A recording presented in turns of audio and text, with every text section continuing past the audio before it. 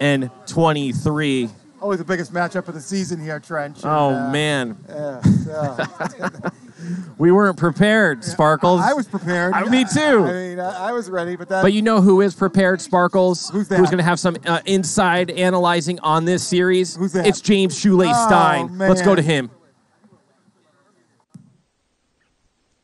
Trenchy, I know I said it last week, but it's true once again. This is more than just the series of the week. It's the series of the season. I'm talking Bombers, Cajuns. So much is on the line here. If one of these two teams could sweep, they will find themselves nestled firmly within a playoff spot. But if it goes 2-1, neither team will really have any sort of closure, and one will be at risk of being permanently stricken from the playoff picture in general. This is going to come down to so many different X factors, from the Fernandez brothers and their ability to pitch consistently, to the arm health of Andrew Ledet and the ability of anyone not named Ledet or Roosh to hit on the Cajuns. Personally, I have no idea who's going to win this series, and I don't want to know. I'm sticking around for what I'm predicting to be the most dramatic series of the entire season, possibly the entire history of PLW. Back to you. Thank you so much, James Stein. You heard it from him. How important is it for one of these teams to sweep, Sparkles? It's extremely important, as he did say they'll be in a playoff spot if they sweep, but that's not quite correct. They'll be tied with the Sandvipers. The Sandvipers sit alone in 5th right now. They would tie them, but both teams lose the tiebreaker against the Vipers. So whoever does sweep here would be in 6th. A 2-1, though, gets them tied with the Night Owls for 6th, but both teams hold the tiebreaker win against the Night Owls. So whoever wins this series is going to be in 6th place and needing help going forward. Let me ask you, there's still 6 games left in this season. What if a team goes 4-2 over the next 6, the Cajuns or the Bombers? Yeah, they're going to have to, because neither team really plays any meaningful games. Neither team plays any meaningful games in that last 2 weeks. The Cajuns catch the Warbirds and the Vaders, and then the Bombers catch the Lightning and the Vaders. So all the teams that they need to catch, they don't get to play and control their own destiny. So they're going to be doing some scoreboard watching along with needing that 4-2 you speak of. Yeah, so I mean, they're going to have to, the team's going to have to sweep here. They're going to have to at least go 4-2 over the next 6 and then really watch the other teams the next 2 weeks. Are there any like magic numbers that you feel are in play over the next week with some of these teams? I mean, the way it's set up is that there's 5 teams have separated to above 500 and 5 teams have separated to the below 500. These are the 2 best below 500 teams right here, and one of them is going to have to step up and try and make a push. Otherwise, the other 5 teams are just going to coast into the playoffs. We have Andrew Ledet starting for the Cajuns, Max Fernandez for the Bombers. James Stein says, I don't even want to know who's going to win. I can't even predict it. Who do you think has the advantage in this series? Well, one name that I seem to mention every time I'm up here before the game starts, Justin Grenier. He's here tonight for the Bombers, and that's going to give them a small edge. If you remember the last time these 2 teams played, I remember you were in the booth, Trench. Ledet went 0 for 10 with like 10 Ks. Wow. That was against Max mostly and a little bit of Alex. And we got those starting lineups here. Alex Fernandez is going to lead off as usual. Mateo leading the league in home runs with 27, tied with Kyle Eder. Free rolling just needs 1 home run tonight in the last day of the week to take that lead. Brother Max in the 3-hole. Trevor Bauer also over 20 home runs in the 4-hole. Hollis Hale 5-hole. Big Al Fernandez in the 6-hole, and then the Bombers have decided to bet 7 guys. What do you think about that move? I don't love it. I think that they should start this game 1 off with Big Al on the bench and use him off of the bench that way, but they do have Justin Grenier, as you see, in that 7-hole. So yeah, don't forget to get your wiffle ball points in. Big news coming out of PLW Nation. We were aired on Channel 8 local news as Buck Burner flew over the fence out there trying to catch a Derek Corral home run when they were playing the Legends, and he got some airtime on Channel 8. It was a good little clip. You were there, weren't you? I was actually not there, unfortunately. You just say you were there. Buck's wife got to broadcast that on the news, which was awesome, actually. So, yeah, that was good to see. Hopefully we get some people rolling in here tonight to check out the end of this season, which this is, as James said, I do agree. Hold on, I have a prediction. The biggest matchup of the season. Cajuns. He's going Cajuns. Yeah, I'm going to go Cajuns right here. I feel like they're hot. We're ready to go with a pitch number 1. I feel like they're hot. Ryan, Ledet, Wil Morris. Runnels is due for a big series. Runnels is due for a big one. Here we go. This is as big as it gets. Friday Night Wiffle, Cajuns Bombers, game number 1. Live from Hideaway Field here in beautiful Las Vegas. Probably about 88 degrees here at game time. Tier 2 winds blowing around a little bit. Yeah, remember the last 2 starts that Leday has had, I believe he's walked 4 straight batters. He has not been that effective on the mound this season. 5-5 record, 4.91 ERA, but his whip is up at 1.91. And then Alex pokes one out there. Wil Morris struggles with that. I can't tell. I don't think it did. It looked like he knocked that down. Good play by Roosh to back up Cody out there. Oh, Cody Giordano. Yeah, you got to commit to the ball there. It looks like he was in between. You either got to go full sprint and tackle that ball or just back off and make sure there's no double there. But Alex Fernandez coming to play right now as Mateo. And let me tell you, when I was watching the Bombers in batting practice, as you were as well, Trevor and Hollis were hitting it over the Hollis tree. That's how ready these guys are ready to play tonight. Well, as I mentioned, the Bombers do have 3 guys over 20 home runs, 27 here for Mateo, 23 for Max, and 22 for Bauer. The only other guys over 20 in the league are Eder with 27, Chen with 26, Ibarra with 25, Hicks with 25, and Tavana with 22. I think Briner also had 20 on the nose. That went off his foot right there. If you're watching on TikTok, this is our little appetizer phone. Coming over to twitch.tv/Premier Wiffle, you're going to see a complete production, 5 or 6 cameras, instant replays, graphics, scoreboards, runners on the bases, all the good stuff. Get on over. It is Friday Night Whiffs here at Hideaway Field as Leday goes outside, and all 5'5" of Mateo Fernandez is going to be walking back to the dugout as Max Fernandez is coming into the box. It was a good pitch. Mateo definitely thought that was going to come back into the outside corner, but it just stayed flat and away the whole time. Oh, pegs that outside pan at 55. Good pitch by Leday. Leday's had some elbow problems, Trench. His elbow was kind of wonky a month and a half or so ago, but he hasn't worked very much lately, and it could be feeling a little bit better here tonight. These are big games. He puts himself on the mound for game 1, which he has not done. It's been Rusha all season. Oh, good finger pitch by Leday. Barely misses that outside bar, and he knows it.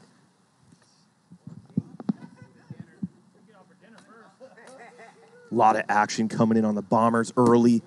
285,000 wiffle ball points on the Bombers. 200 on the Cajuns.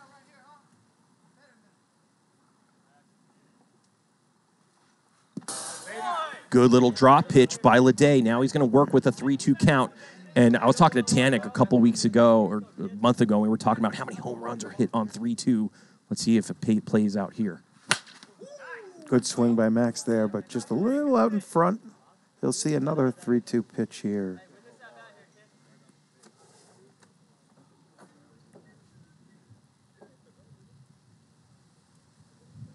I mean, if I'm Leday, I don't know if I want to lose him yet. Oh, and he does. And he does, 1 walk. 1 walk, and Leday's he's been hurting in that first inning, as you were talking about, as Big Al is up to bat right now. No, his record is 5-5. Oh, wait, no, it's Trevor Bauer. And when we were watching him batting practice, I just saw Trevor Bauer hit one of the furthest home runs I've ever seen. Remember that 5-5 record he has. He lost all 3 games in the same series once. So he's been pretty effective most of the season. He's just had that first inning trouble finding that rhythm. You know who's here tonight on the container? Who's that? That's the Dragon Lady. Ooh. That's Trevor Bauer's woman. Let's see if he could produce. There she is, the Dragon Lady. She just looks like a Dragon Lady, doesn't she? Looks like she'd rip your heart out of your chest. And Leday goes down 3-1. If he walks him here, that's going to be bases loaded with Hollis coming up. And a new pitcher coming in. You cannot throw Trevor a cookie here. Oh, and he walks him, and Leday's done early, and he definitely didn't want to do that. Now he's got to go to Wil. Bases loaded. The Bombers all over the Cajuns right now. As no Kirby bucket, huh? I hope GK left the...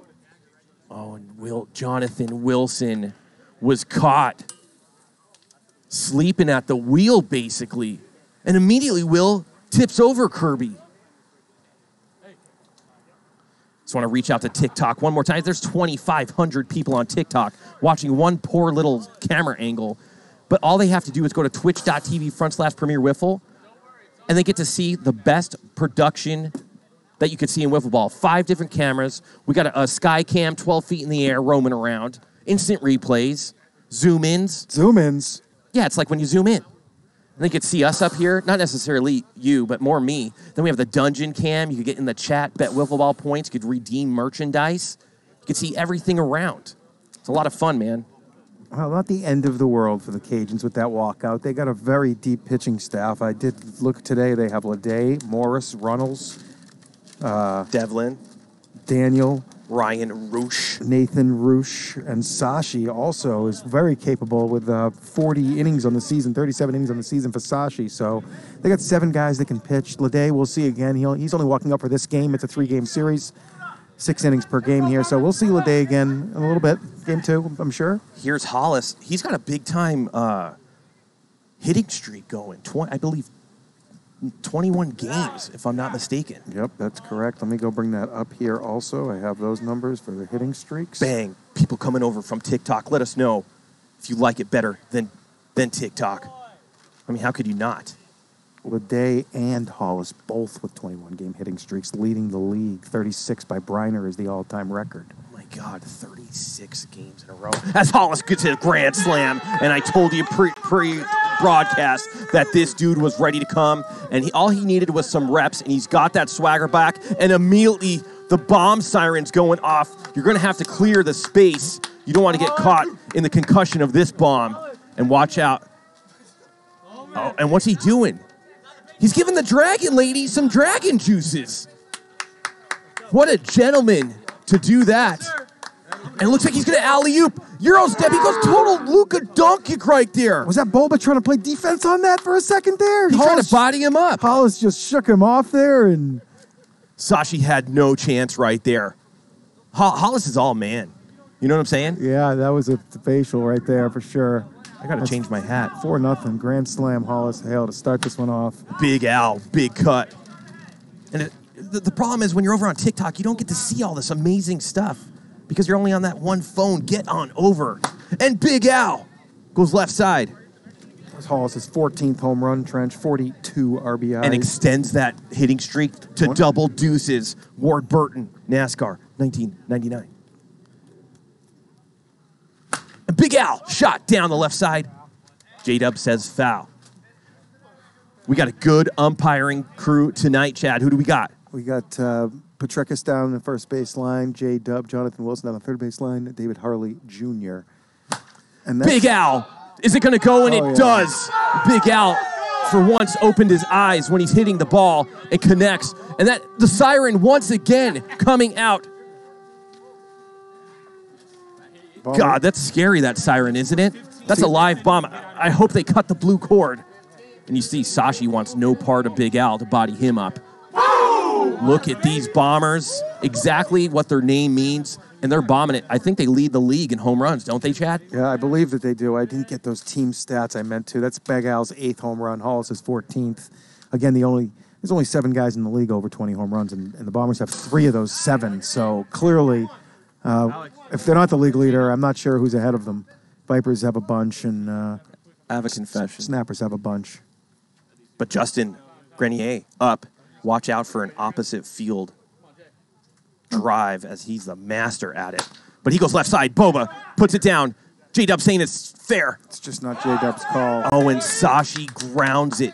And you cannot do that, and the wiffle ball gods immediately wake up. Do you want to hear the little secret I had? Yeah, that's 100% your call, by the way. I don't know what he's doing. Yeah. When I was walking in a hideaway field, me and Hollis merged, right? And I have my Cajuns hat on. And he's like, dude, what are you doing with the Cajuns hat? Do you know what I said? I said, you guys haven't given me a Bombers hat. That's why. Oh, wow. So you had to pick the Cajuns. Yeah, by default. Forced pick. Unbelievable. A little mad that the manager, Alex Fernandez, who's up to bat right now, hasn't politely given me a hat yet. I never got one from you. I had to get it from somebody else. You know who I got it from? Who? Kyle Lohman. He's not even on the Lightning. That's why I got it. Oh. You know why he's not on the Lightning? Because I traded him. That's right, you did. Sent him packing trench. 5-0 Bombers right now, top of the first, one out, runner on first. He's going to go get himself a title with the Night Owls if the Night Owls can find a way. And Fernandez. The whole family is in on this one, from father to offspring to offspring. Yeah, this team is getting tough, man. They're just all hitting with batting averages. With Mateo hitting 363, Max 331. Alex is hitting 299, over 300 now with that hit. Bauer at 330. And Mateo ropes it in between the 5-6 hole. And that's going to score a run, and these Bombers came to play. They look like a congruent unit, like they're the Memphis Bell going over to Europe, fighting with each other. Good piece of hitting for Mateo, as Max, the brother of Mateo, coming in. He's got 7 pitchers. You might as well try a different one. It's going to be Nathan Roosh coming in to give it a shot against these Bombers right now. Tough pitching conditions as well right now. So, I mean, this is the top of the first. You can't think 6 runs as this. The Cajuns can't think this game is over. They can get a 6 spot themselves, Trench, just as fast. They just have to get another couple of outs here. Yeah, speaking of 6, that's how many runs the Vaders scored last night in the first inning of game number 2. They ended up scoring 11 and then lost 13-11 in the most epic, comeback in PLW history. What a collapse. They could have swept the series right there. I know Legends, Cajuns, Bombers, Snappers, or whoever else was watching, or they played the Snappers. They could have swept them and really, really got us in a good position. But what a mega collapse that was, Chad. Yeah, that's a big... The Snappers needed that win bad because it's in third place, Legends 26, tied with Snappers at 26. Legends have the tiebreaker over the Snappers currently. Not by that much, by 14 run differential, it looked like, if I remember correctly. So that's a little close for the third place. Remember, fourth place, fifth. It's basically first, second, and third are getting a bye right into that quarterfinal. Into that semifinal. And the other teams have to play a quarterfinal match, the 4 and the 5. So you want to get in the top 3. For sure. And there's a battle for 3 right now as the Vaders and the 1s look to have the 1 and the 2 locked up. And I'm amazing, Sparkles. You are? Yeah. Did somebody tell you that in the chat? Yeah, all the time. They don't have to say anything. I just know. Nathan Roosh, I like his style. A little bit sneaky, a little bit deceptive. He comes from the sidearm slot, real low, kind of has that pretty deceptive 53, 54. Looks like it's coming in hot. But watch out for Max. You know who Max reminds me of, or vice versa, is Kyle Etter. Kyle Etter and Max both really turn on the ball real well. 56 there. Max takes one. It's going to be tough for the Cajuns to get outs if the Bombers are going to be this disciplined. Oh, no. And there's only 1 out here, Sparkles. Yeah, they got 8 of their first 9 batters on base, Trench. Oh. Sashi's got to grab that, and does.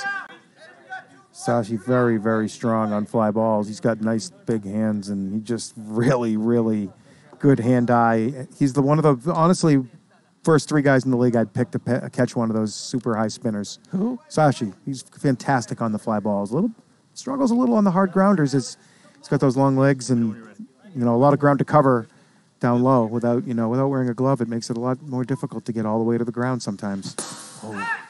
No knee pads or anything for him out there. It's kind of nobody on the Cajuns really protecting. Casey Nielsen protecting his legs a little bit. It's going to be 0-2 for Bauer. Good eye by Trev right there. 1-2 count. Top of the first still, Sparkles. It's amazing. Good contact. They'd really like a double here, the Bombers. They'll finish what they started here. There's 2 outs. Yeah. A couple more runs for the Bombers would be big. And Bauer goes down on a 58-mile-an-hour dart. But the Cajuns go 6 top. They give up 6 right there to the Bombers. It all started with Andrew Leday. Early walkouts. He was just talking to me. We're going to go to the bottom of the first. They're going to have to respond against Max, who's right up there as a league leader in strikeouts. A lot of the Cy Young Award or Cy Young nominees, I guess, kind of got roughed up over this week a little bit. Gannon, Billy, even J-Dub. But they're all right there, especially in that strikeout category with Max on the bump right now. Man, with a 6-run lead, you got to feel good when you're pitching. Strikeouts, Purdy 160, Gannon 159, and then Max 150. So he needs 10 tonight to tie that lead. But also Roosh with 148. So he needs 12 to get that tie for that league lead. And I mentioned Billy Santiwan in this mix too, 141. I'm actually supposed to throw a shout out to my niece and my nephew, Lily and Braden back in Massachusetts. I told them I'd throw a shout out for them tonight. So was it what's up? Man, I hope they're nothing like you. See if Max can build on his strikeouts, his numbers on the mound this season. Is that Anthony Michael out there? I love it. Look at that. He's ready to get hydrated. Got Red Devil, Storm Glider, wow. Stealth Stalker, Bam Bam, Toker. All these regulars coming in. They know how important this series is. They know we only have 2 weeks left in the regular season. They probably didn't know that you were commentating. They might have, I don't know, take the night off, but Max, here they are. Max 7-8 with a 3.84 ERA. His whip is 1.55, which is solid. I'd say it's a little above average there with that whip. 101 and 2/3 innings. He's up in like third place. Here's Andrew Leday leading the league in on-base percentage, and there's going to be a lot of spin on that, and good play by Max to get in front of it. Rather than to front it, he kind of got behind it, I guess you could say, to get that spin. And Leday, he can't extend his hitting streak like Hollis did. He's hitting 454 with a 525 on-base percentage, both good enough for the league lead. God. His batting average has actually kind of run away a little bit from Hicks, 454, 428.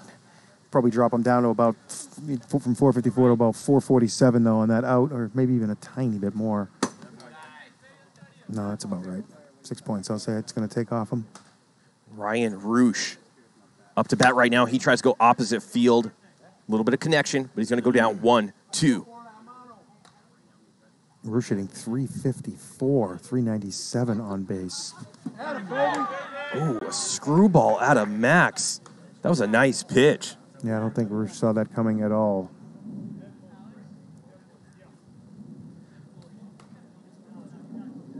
Two quick outs for Max here, and Cody Runnels comes to the plate. Hey, Logan, is there something to wipe the TikTok phone? It's a little bit blurry.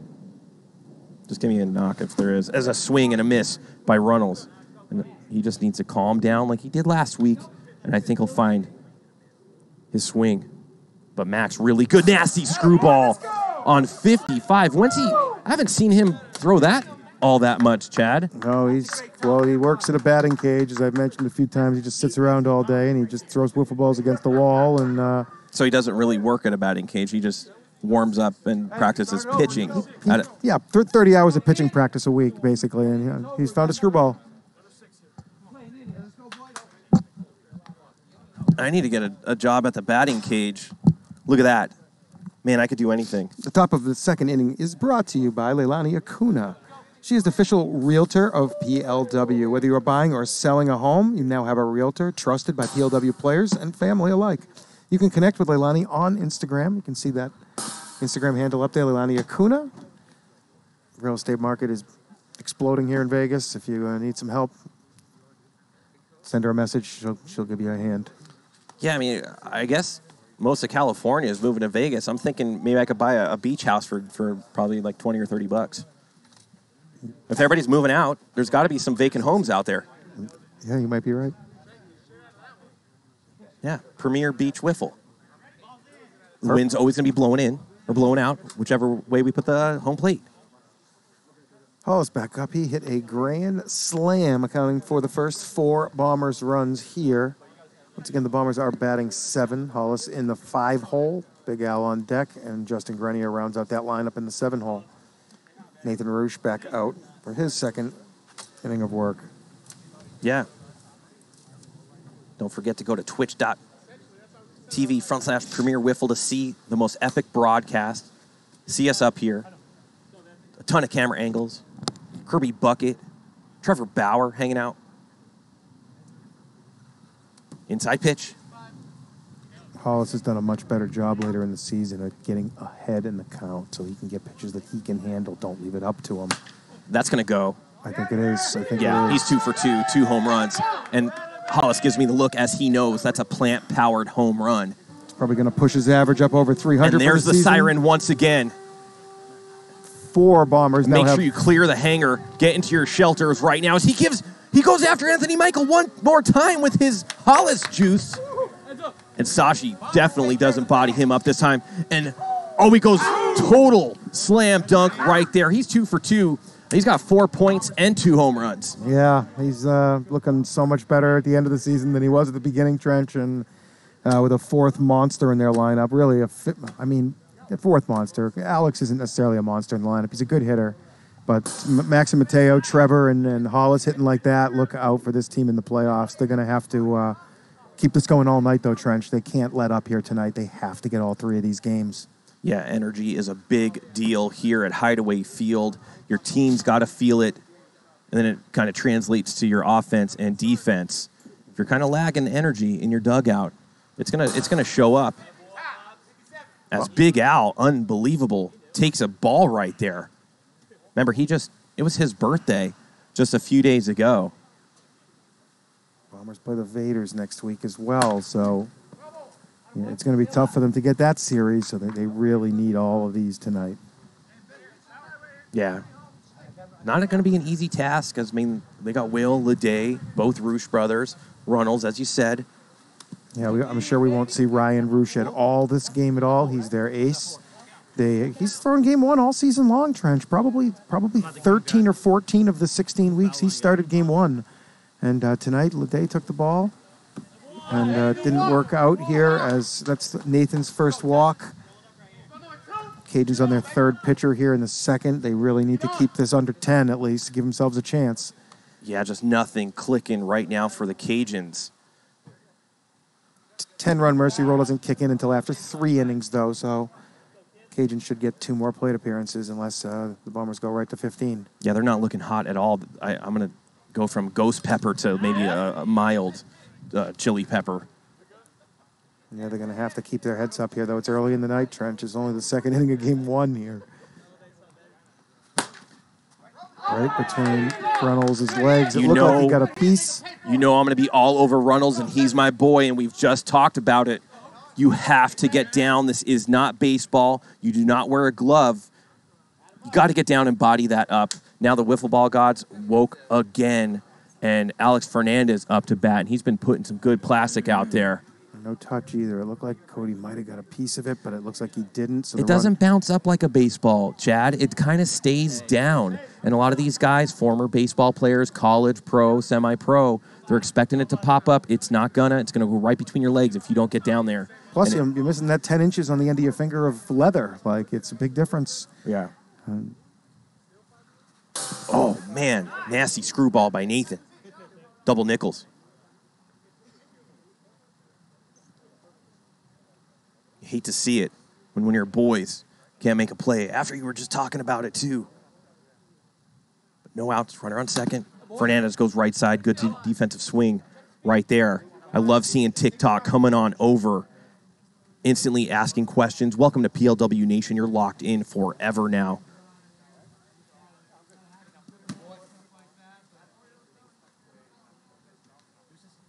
Looks like it's going to be... I think it's 2-2. I think it's, 22 as well.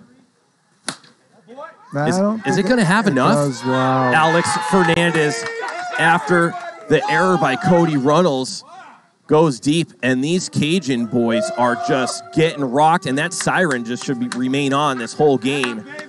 Man. Only Alex. And the bomb got dropped. They dropped it last time, too. They better get this act down a little better. Man, the Bombers are really on fire. 3rd home run for Alex on the season. He's giving a little Love Bombers sign. I don't know if you could have a home run celebration of bombers and destruction and all that type of stuff, and then give a little hand heart symbol. So I like this move here, bringing in Devlin Daniel to pitch. I think that this should happen more often due to the fact that Devlin doesn't get hit very hard. He walks out quickly, or he just deals for 4 innings, and nobody even knows what's coming and knows what's happening to them. So I think he does need to mix in more. I had him on my Lightning. I used him a lot. Mixed results, but at the same time, he didn't get hit very hard. So I had no problems going to him in close games, knowing that hopefully he can get some strikeouts and some guys to chase a little, or he can have that screwball really on point, and he's really tough to hit. Yeah, I mean, no disrespect to Devlin. Love him as a person, as a player. But he's a little bit, I don't know, like a poor man's Brandon Gregg. Like, if they're dealing, they're dealing. But if not going to go. Yeah, another guy that fits into that is Tanner Roundy. He's got the best stuff in the entire league, but he only has a poor man's Gannon. 20% of the time. I don't know. I think Gannon would admit that Roundy's stuff is just better than his, but he just can't locate it most of the time. And that's what I'm saying with like Devlin and Brandon Gregg. It's like they either locate it or they don't. I'm raw and real. It's Friday night whiffs, dude. I hold nothing back, as you know. Well, got a little hot cocoa'd up last night. Here's Mateo. He doesn't have a home run yet. He's still looking for that home run lead. 27, tied with Kyle Eder coming into tonight, free rolling these 3 games to take the lead. Devlin throws ball 1 into the dirt. Ooh. Harley can't make the play, just over his outstretched arm.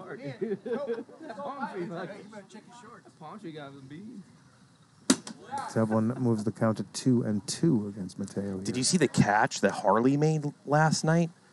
Yeah, against us. I'll go last night, another one. Yeah, saved a home run as Devlin almost gets that bar, but can't. And it's going to be, he did touch it. Oh, he nicked it, huh? I couldn't even hear it, but I guess he did. Oh, they see it. You can see on the replay. It grabbed a little of that back half. That's that screwball bearing down and in late. Nasty pitch by Devlin. Cajuns are going to need more of that here tonight. Another very good screwball. Max, not a very good chance to square that one up.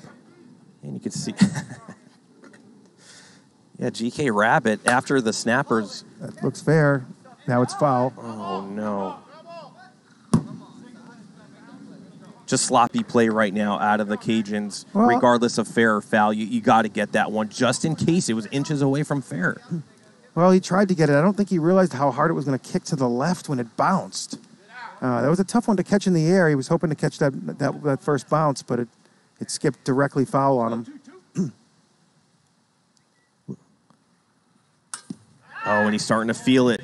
And he's going to go down, as you were mentioning before, when Devlin's feeling it. And this is when he ascends a little bit. He's got to get in that groove. You know, he turfs a lot of balls sometimes, and when he's not doing that, very effective. Yeah. This is one of the guys that can live up in the zone somewhat effectively. You got to get that ball down here in PLW. You keep it up in the middle of that zone, and people just start hitting home runs at will. So, but Devlin has some really good movement. Yeah, I think when he doesn't try to place the ball and he's just pitching, that's when he's most effective. Oh, Bauer. He likes to chase that ball down there.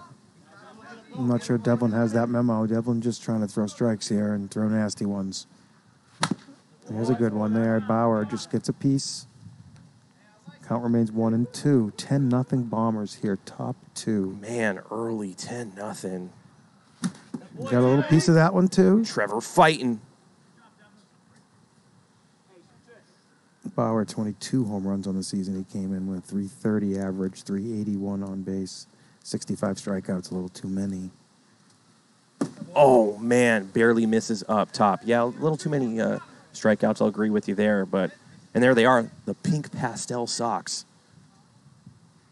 And that's going to be a shot right up the middle. Good piece of hitting for Trevor Bauer.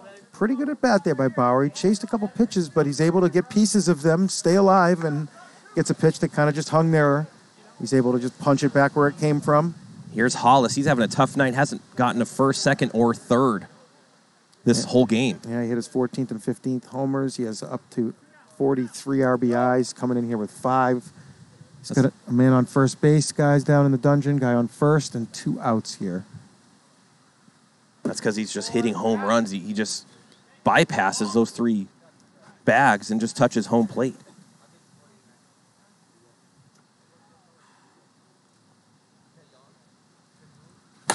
That's up the middle. Reynolds can't get there. Left side, though, going to just move Bauer along one base, and the Bombers trying to start another 2-out rally here. Let me ask you a question, Chad.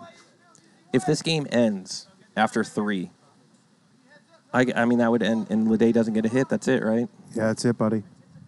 Doesn't matter how many at-bats you get or how long it goes, or is there an asterisk by the game? It doesn't look like it with a 10-0 game here, but there's a lot of leverage on these next couple of innings, Trench. Number one, the Cajuns don't want to just they want to make Max or somebody have to actually pitch and work here. They want to force this game. They want to get their plate appearances, and by just getting mercied here early in the game, it really puts them behind for the whole night. Yeah. And it's not good. These are high leverage spots right now. This is big batter. Devlin has to get this and does get a nasty screwball to that bottom pipe, just nicking it again. Devlin works a good inning when he comes in there. Not that there's any positive to losing in a mercy rule game early, but I guess if there was any minute positivity of it is you'd get more innings out of your ace pitchers. But Ryan Roosh is their ace pitcher, and he's going to start game 2 probably anyway. I guess you could still use Lede and Will, but yeah, you don't want to get mercy this early. I'm Trench Pacone, hanging out with Chad Sparkle Phillips. How's your playoff run going for your team? We're trying to get out of 10th, man. We got a chance. We got to get out. We got a couple games behind the Warbirds. We're going to catch them, get 9th, force that relegation series against the loser of 7-8, and we're going to beat them. And that's what's going to happen. Yeah, you were pretty good on the mound for a second. Don't go all into your how you did. I was okay. I don't want to hear I was average. Good job. I got it done for a few innings before they knew who I was. That was a lopsided. I mean, that was probably the biggest upset in PLW history. Honestly, as far as a series win, you guys had 6 guys going against the Major League All-Stars, and you kind of iced them a little bit. Yeah, Purdy finally finding his groove out there on the mound. And you guys were like Glass Joe. The second I see any blood, Purdy, go get it. And it's been working the last few series, and it's unfortunate we're 15-33, but I feel like we've played so much better than that all season. Look at those Vaders, Gio, Alex, all up there. Lightning watching, good vibes up there too. Yeah, this is a big inning here for they have to get this under 10. And, they get to play 3 innings for that 10-run mercy roll, but they want to think about getting this back to single digits now and playing a full game 1 here. Good pitch by Maximus right there. Yeah, Stormglider saying Purdy was straight up unhittable. I'm sure you'll take credit for that. As Wil the Thrill Morris goes way out of here over the Garden of Serenity. I got to be honest. I think he has the best follow-through in PLW. It looks so smooth. If I was going to make like a PLW emblem with a follow-through swing, it'd be Wil Morris. 14th home run of the season for Morris. It's pretty solid. He's missed a little bit of time this season. He's hitting about 290 right now. Big number that sticks out for Morris is 26 walks for a rookie. That's really impressive for him to have that many walks. There's Casey Nielsen taking a pitch inside. Ooh. Probably not very long, GK. There's some big bangers out there. Good job by Morris, though, wasting no time to pop this back down to 9 runs. Yeah, Stormglider, agree with you right there. Just very Griffey-esque. Doesn't put a lot of, it's not very aggressive. It's just real smooth. Yeah, Alex Garcia doing some damage for your Legends lately, man. And I said it last summer. Just this kid is going to be so good, and he has not much time to dedicate. So we see Max drop in a little Ethos cookie on 3-1. There is some jawing going on between these two teams, and I had to talk to the umpires before this series. I gather up Patricus, J-Dub, and I let them know that these two teams are going to get very chippy at each other. You got to let them duke it out just a tiny bit, keep the game, going. But I know with Hollis and some of the other players like Ryan Roos, they're going to start jawing at each other, and it's going to raise some tempers.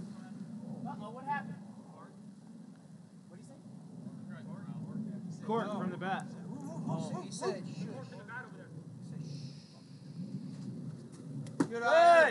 See Trevor Bauer range over to his left and catch a nice little flare after a really good at bat. Here's Nathan Roosh. Dribbles it back out to Max. Oh, and Max with a little bit of showboating right there, as you could see. And the Cajuns are going to be well aware of this, as Andrew Lede as we were talking pre-broadcast, leading the league in average and on-base percentage. And has a 21-game hitting streak on the line here. And won the batting title last year and has never batted under 400 his whole career in PLW. That's an amazing stat. I'll get into this a little more later, but he's also one of very few people in the league with more walks than strikeouts, but that's in jeopardy as well. He had a nice little cushion, and he's had a tough couple of weeks. I mean, a tough couple of weeks, which I would take myself any day of the week, but tough matchup here tonight. First time through. GK's saying stuff Ryan's mouth with a wiffle ball, and Mama Roosh, Wifey Roosh, is saying he'll talk right through it. It does have those 8 little slit holes there.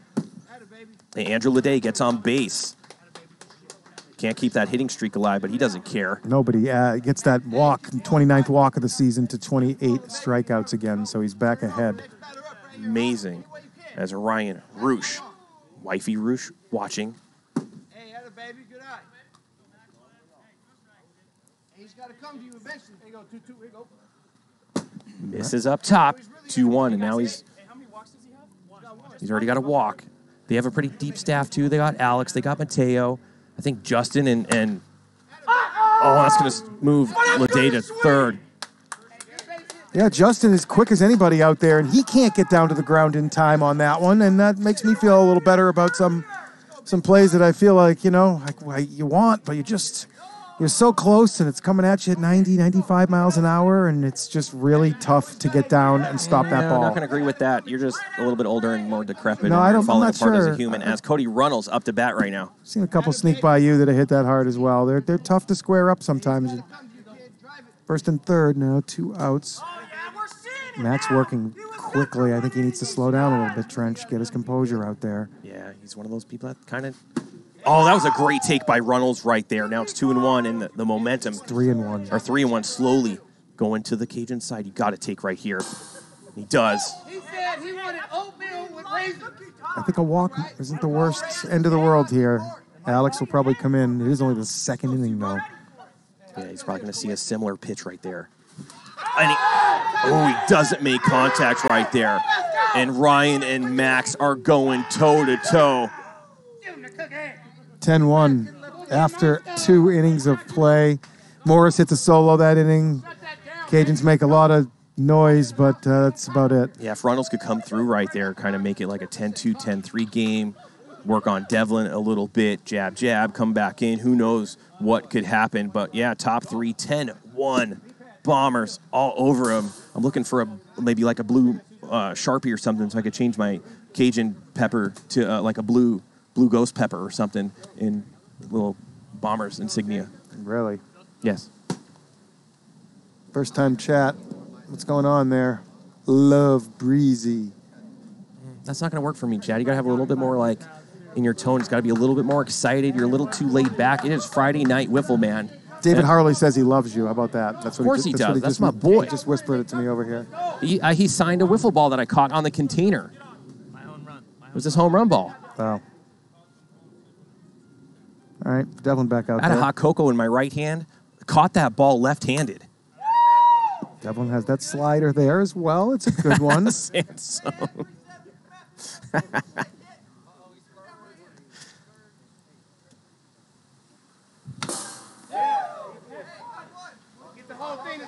Justin tips it back into the zone. Catcher will drop that first 2-strike tip into the zone. Next time, Justin won't be as fortunate. Yeah, there's different camera angles. TikTok, you got to come over to Twitch. We have 5 different camera angles. Skycam operators, 12 feet in the air as Devlin dishes that one. You can see the sidelines, dugouts, us in the booth. You can bet wiffle ball points if you're a degenerate like most of the people that watch on Twitch. Lots of fun. You can redeem merchandise, hoodies, wiffle ball. Have you ever signed a wiffle ball and given it to a player yet, Chad? Nobody wants my signature, Trench. Yeah, I mean, that might be the only thing I agree with you on. We're just the 10th place Lightning right now, just here to I know, and you've support lost the league. 10 games by I 1 didn't say run, that. 12 You games said by that. 2. I get it. Alex Fernandez. Look at that. Drop 2 is saying, if you're on TikTok, what are you doing? Get over here. Remember. Look at Tanix pleading with PLW Nation. Devlin looking smooth out here tonight. He's got to stay smooth like that, and he's strong. Sometimes he gets a little out of his body frame and definitely starts spiking balls, loses his release point. He's living up here, though, and it can be dangerous if you miss. Alex already has 1 home run today, only his 3rd of the season. Alex, patient, moves the count full. Devlin, I do not believe, has walked anybody. Look at that. Real Racing Roots just got a Trevor Bauer signed wiffle ball, and that feels real good. He's giving away some of his hand signatures right there. As Devlin goes 93 to the backstop. And GK Rabbit, it's Friday night. He's hanging out with the Colonel. You know what's going down. Gifting some subs to some of our new TikTokers coming on over, and that's going to feel good. You know what we're going to see tonight and what I create, Chad? I create hype trains. You do? Yeah. Big swing by Mateo. Boom. As Devlin... Somebody redeemed another signed ball. Oh, no. They want a signed Chad ball. And they want to donate it to me as Cody. Wow, that's a bad don't drop. go. That's a really bad drop, Trench. That was a cookie right to him there and just kind of floating in. Can't handle it. And I think the sun was in his eyes. Oh, that could prove really dangerous as Devlin was going to have a 1-2-3 inning here after the Bombers just blew up the first 2 innings, and Devlin really settling things down here. Let's see if he can, help his team out here a little, get out of this. A high screwball there. Immediately got pulled after that error. That's got to hurt the heart just a little bit. Love seeing what's going down. 350 viewers. Good strike by Devlin. I think we're going to get over the 500 mark tonight. I'm expecting in between 600 or 700 at some point. Of course, TikTok's going to help out with that by coming on over and watching the sickest wiffle ball production on the planet, possibly the universe. Though I haven't traveled past the wiffle-verse, I feel like we have the best broadcast. Max misses that one a little. Cody aggressively charges it. Devlin should still have time, and does. You see how tough those plays are. Cody's a pretty sure-handed guy out there, but he can't handle that pop-up there. A lot of spin. It gets down on him a little, but luckily it rolls right to Devlin, who's got a cannon, and they had plenty of time there on that one. You could see all the comments made by the TikTokers that come over to Twitch. I was going to go to dinner with my wife, but I came over and I stood her up. That's what I'm talking about, Chad. You had a Friday night dinner. You probably don't know about this, but you have a Friday night dinner, like date, ready to go. And you come over, you want to kill some time as she's getting ready. And then immediately you see what's going on. Babe, I got to work. The car's not working. I got to do some mechanical stuff in the garage. He puts on the TV. That's what I would do. Order a pizza or something. I'm locked into PLW Nation. The TV that's in the garage? Yeah, like a man cave, I guess they call them. All right. Anyhow, let's go. 10-1. Bombers didn't get up that 10 runs, so the Cajuns live to see a 4th inning at least here. Let's see if they can get a couple here and kind of get some momentum moving here. Yeah, Wil Morris, again, last time he made contact, it went over that dodo's tree out there. They just need to get a couple runners on. Let the big bats do damage. It could be 10-5, 10-6, real easy going in the 4th, 5th, and 6th. And that's not insurmountable, one of the bigger words I've used on this broadcast.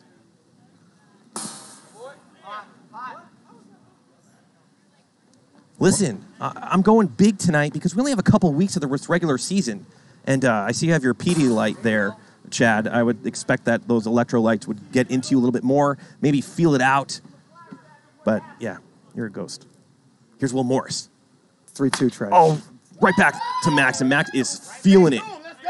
He's really toying around, I feel, with these Cajuns. That's Casey Nielsen. I think he dropped 4 home runs the last time he played.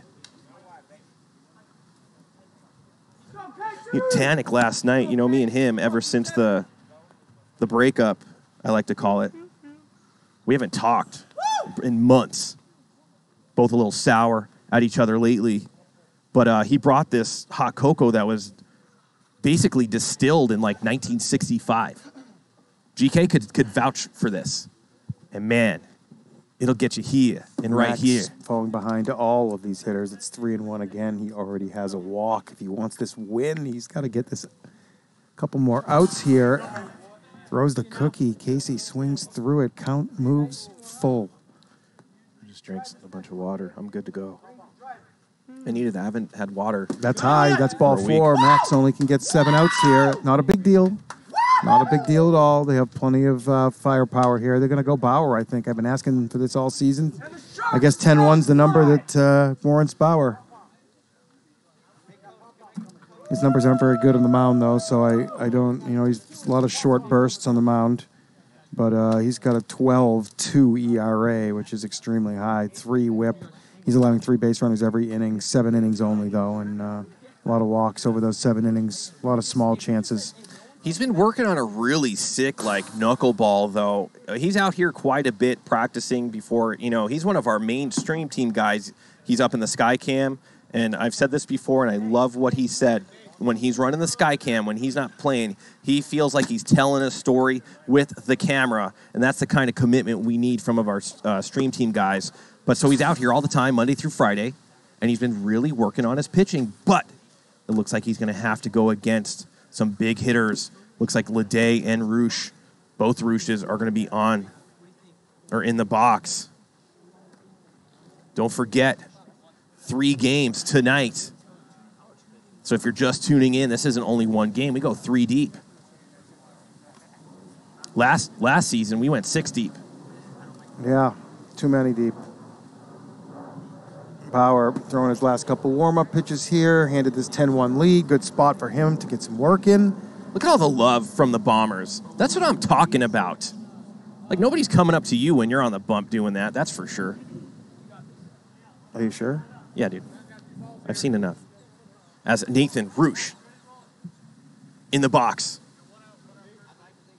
Yeah, a lot of people probably rooting for Leday to keep that hitting streak going. Not easy to be on base 21 times via hit.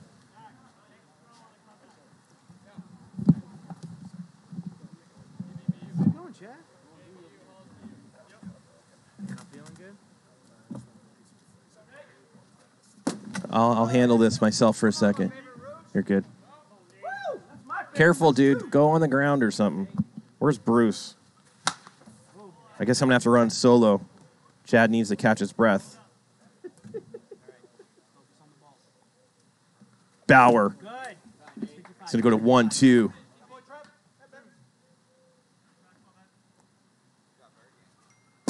That expert commentating out of Chad really, really takes a toll on him. He had to go sit down and drink his Pedialyte. It's going to be 2-2. Nice! Nice! Walk out of Bauer. Are you good? I want to make sure you're good, buddy. Yeah? Okay. Did you drink your Infamil or whatever older people drink? 2 on for Leday. Let's see if Bauer can find the strike zone now. It might be dangerous if he does find the strike zone right now. I worry about you, man, because if you go down, I'm definitely not giving you CPR. As Leday extends that hitting streak with a 3-run bomb, and they're right back in this game. As we said, if they score 3 or 4 right here, they're in it. And, man, I got to tell you, Sparkles, this happened last night when I saw Sasai come in. Who was it? It was me and Sansone or Tanik were talking. And we're thinking that bringing in Sasai, even though you have a 10-run lead, when you're playing against teams that could put up 4 or 5 an inning, it only takes 2 or 3 innings and they're right back in the game, especially if you play some shutdown defense. And I love Bauer, but I think you got to go Alex or Mateo right here. 10-4, only 1 out. It could easily be 10-6, and now you got a game.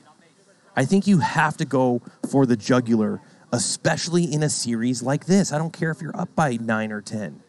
We know that things can happen as Max is going to have to throw the ball to the backstop in time under 5 seconds. No problem for Max there. Easy play. Second out of the inning, I believe. Royalty, man. You know what's up. I feel you. It's PLW Nation in the house. I'm going to remind TikTok one more time. You got to come over to Twitch. We were having a grand old time. Friday Night Wiffle in one of the most epic series so far this season as one of these teams They got to sweep, man, to even be able to get into those playoffs. Definitely need a sweep tonight. 2-1 is going to make it really tough on them. That's a hard hit Oh, ball. man. Big velo out of Runnels right there. But Justin plays defense, and Hollis gives the finger of silence. You saw one get by him before, same type of play. That time you saw his approach a little different. He dropped quick, got those thighs down fast to the ground, blocked the ball, had plenty of time to stand up. Great play, Justin Grenier on a 90-mile-an-hour exit velo. I didn't see the exit velo, but it was clearly 90. Yeah, we're approaching 400 viewers. Love seeing that. As Devlin Daniels going to take them out, and if the Cajuns could go 1-2-3 or just not give up any runs right here, they're going to get up in the bottom of the fourth with a lot of momentum going. As you know, Andrew Leday and the gang, they have the bats between Morris and Runnels, Roosh brothers. Well, they got Devlin out there. He's got 6 outs right now. He hasn't given up any runs, Trench. He's really held this down. It looked like this was going to be a mercy. Didn't come to fruition, though. Let's see if Devlin can shut him down again. Get those Cajuns bats. Still have 9 outs to work with. They have plenty of time. Of course. Did Will walk out? Yes. That's a big walkout. No. No? Yes or no, Chad?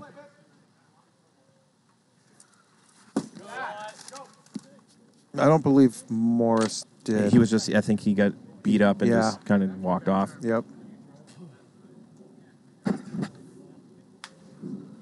Good eye by Bauer right there.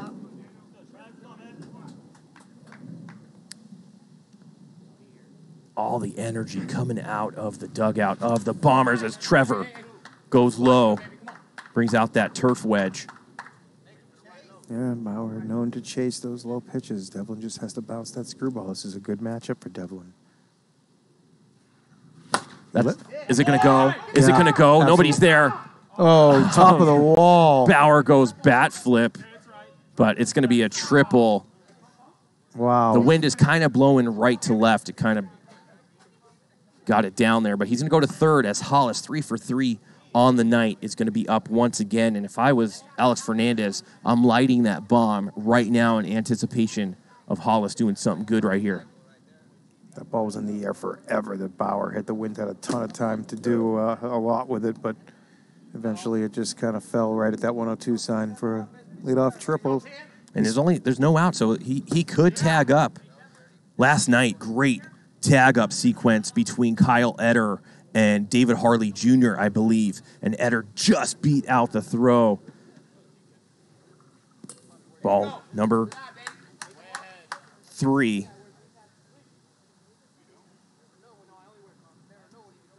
Oh, screen light for sure here. Oh, Let's see yeah. what he gets. Uh-oh.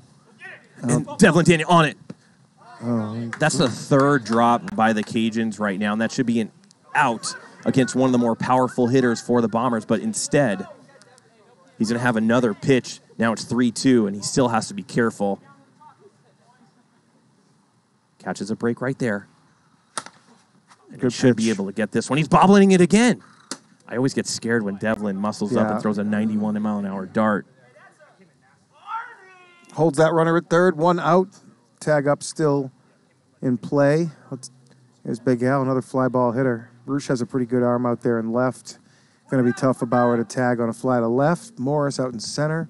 It's pretty deep out in center. That's a spot that he could be coming. Good take there. Inside slider. Devlin living up above that bar so far in his third inning of work here. Yeah, it could really jam you as a batter. Good job, Big Al, being patient. Devlin's got to come to him now. Big Al hits it hard when he does. Yep. 2-2 count. Good pitch by Devlin Daniel.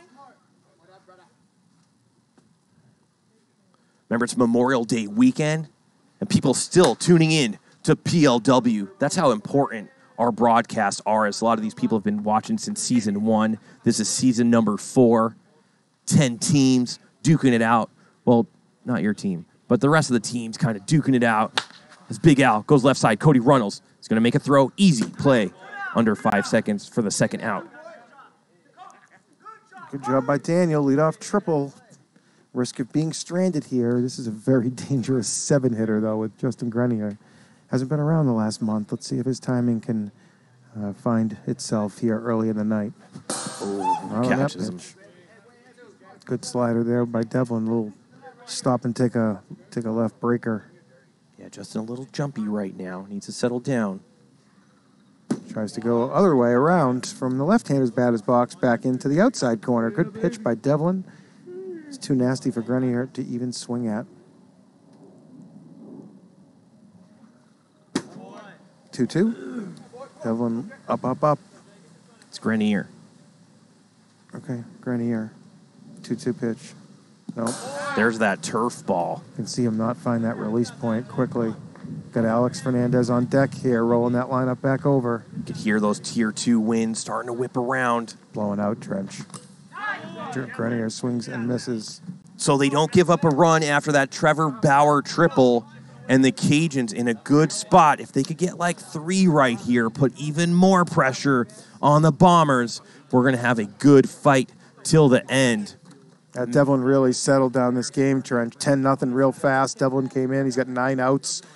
Only giving up a hit or 2, and he's looked good. Yeah, and you mentioned that. I was talking like sometimes he's just not doing it, but when he's feeling it, man, very, very difficult to get out. And there's the dungeon cam. Got Kyle Etter, Logan Christie. Etter on pace to be Rookie of the Year. But Mark Tavano right there as well, leading the league, I believe, in RBIs. These guys are going toe-to-toe, man. Yeah, RBI lead is, since you bring that up, it's Tavano 64, Etter and Chen 63, Hicks 62, Ibarra 58. And then you got Max at 57 here with a free series. Everybody's played one more series than him, so Max has a chance tonight. Did he have any? I don't think he had any RBIs in that game, Max. Did he? I could be wrong. Did he hit a home run? I don't think he did in this one. I love Tavano, but I'm thinking Etter edges him out. Etter also has stellar defense, man. He's really, really good out there. Here's Wil Morris, hit a solo home run. Get the Cajuns on the board in the second.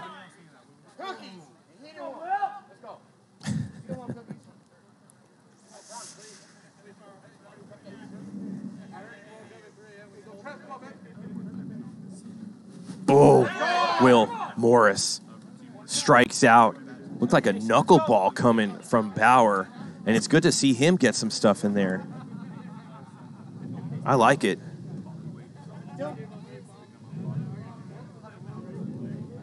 Oh, man, real racing roots. I didn't want to bring it up because Max, my boy, but that throw over the backstop really killed him. Yeah, I hit that one. I hit that ball. I got an RBI. That was my first RBI of the season. Thanks, Mark. Of course he did. Good! That was a game-winning RBI too, Trench, I'd like to mention. Keep talking about yourself. No, you were talking about it. I was just... But not about you. I'm the analyst. I was talking about the play. I was analyzing your commentary. I don't need my commentary analyzed. Thanks, though. Nice pitch by Bauer there. Evens the count. 2-2. Casey Nielsen looking to get rolling here tonight. This game's not over yet. Nielsen's got power. Bauer walked one guy last inning, if I remember correctly, so he has to come right now. Let's see if he goes knuckleball or if he goes slider. Knuckleball. Oh, man, Bauer is feeling it. It's 2 strikeouts in a row. He's going to have to face Nathan Roosh now. Is it still an RBI and an error? Well, the run scored on the fielder's choice, because even if he misses wide, the run scores from third there. I don't know the whole rule book, and but you can't assume a double play, so it's, I get a lucky RBI. Probably won't get any more at-bats. I'm 0-19, Trench. I'm sorry, what? 0-19 is... That's gone. Roosh hits one way up, way back. Just over that 103 sign. Carrasco, not quite tall enough to jump up over the wall, but I think that was back a few feet. He's got some hops, too, but yeah, Nathan Roosh throws a bomb out there. Solo shots happen from Trevor Bauer, no big deal. Obviously, you don't want to give up 1 or 2 more and get these guys back in the game, but 10-5, the Cajuns putting a little bit more chili pepper sauce on those wiffle balls. Moving in the right direction, the Cajuns are at this point. It looked very grim to start this game off.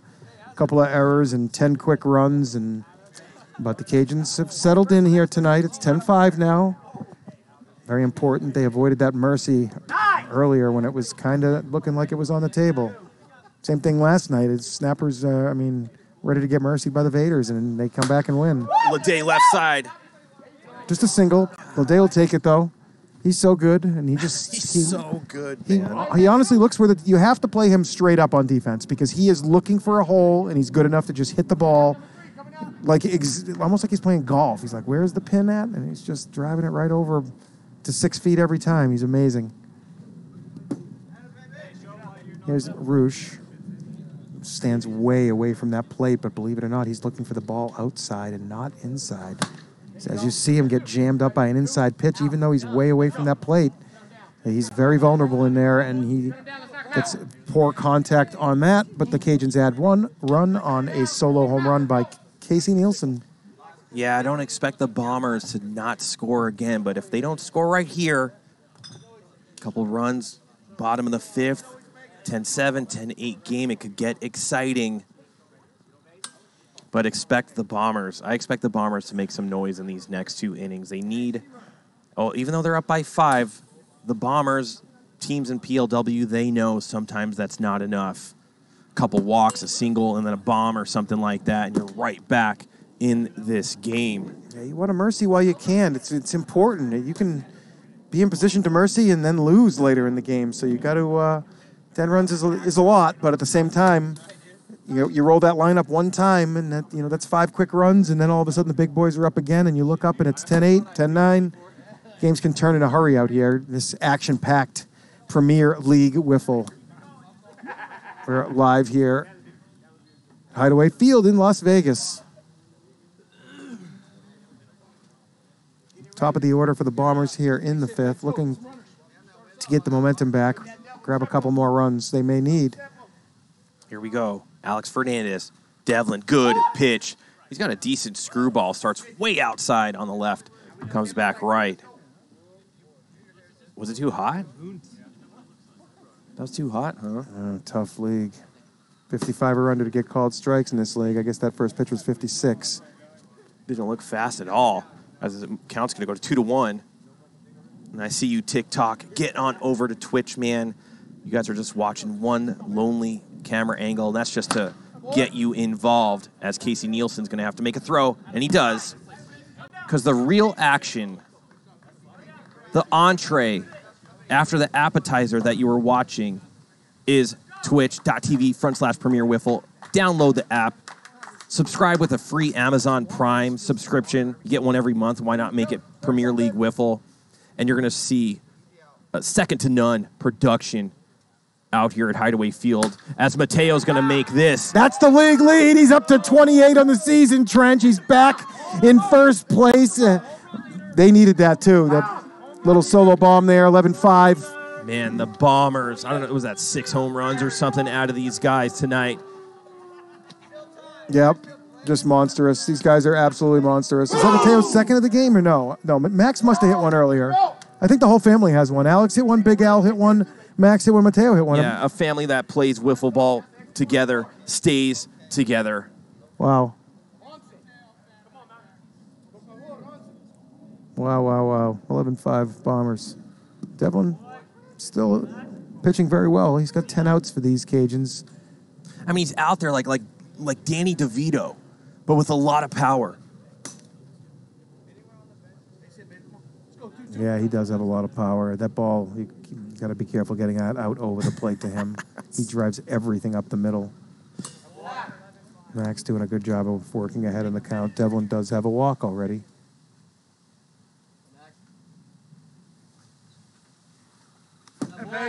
I actually thought it was 3-1. Now it's 4-1. Devlin gets charged with 4 innings there. Let's see who they go with now, Trench. It's Kirby Bucket's going to have to come out. Feels like Runnels. And look at Jonathan Wilson. I don't know if he's ready. He's probably watching that Heat Celtics game. And GK is going to be all over him about this. Look at this. Go to Jonathan Wilson right now. Look at him. He's not ready. So he said... And look, Mateo, the player, had to get it from J-Dub. J-Dub's in La La Land, and he even has a walkie-talkie. Look, anybody could call out to him right now. He probably has it on mute. He doesn't want to be involved in the game. He got his license revoked. He begged for it back today. He was told no. Somehow he has it down there, and he's 0 for 2. Oh, man. I don't know what to say. Oh, that wasn't Devlin's second walk. It was only his first? All right, my bad. Oh, all right. Do we have to retract? I guess they went over and checked the score, the iPad, and I mean, he did walk off the mound, and Reynolds. Well, did. whatever. He got his KDL suspended for quite some time, and you could see that the best indicator of the future is the history. As Trevor Bauer goes right side. Ooh, that almost went through his hands right there, and the Cajuns can't seem to count right now to 2 or 3. And I know that when you got past 6th grade, you said, I could count to 3. I'm exiting the educational system.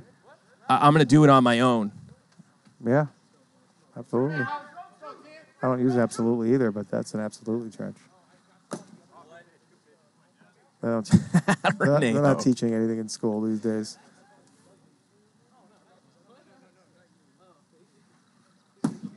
What did your parents think? Yeah, they were full support. Hollis has a couple bombs this game. Devlin 59. Count goes to 3-1. And he's 1 pitch away from walking out here. 3-1. Red light. Did I hear red light from manager? No, you never give Hollis a red light. Oh, all right. Ever. Okay. Because he would just run through it. Oh. And if he doesn't have pocket radar, he's going to get pulled over. Full count now. Look at Sasai. He better be careful. Very gingerly walking up that. Ball 4. That's Devlin's done. Second walk. And now Kirby Bucket. And I guess J-Dub does have his license suspended. He's not able to grab the controller. It's a very serious thing. I know a couple days ago, GK was teaching Tom Gannon how to run Kirby Bucket.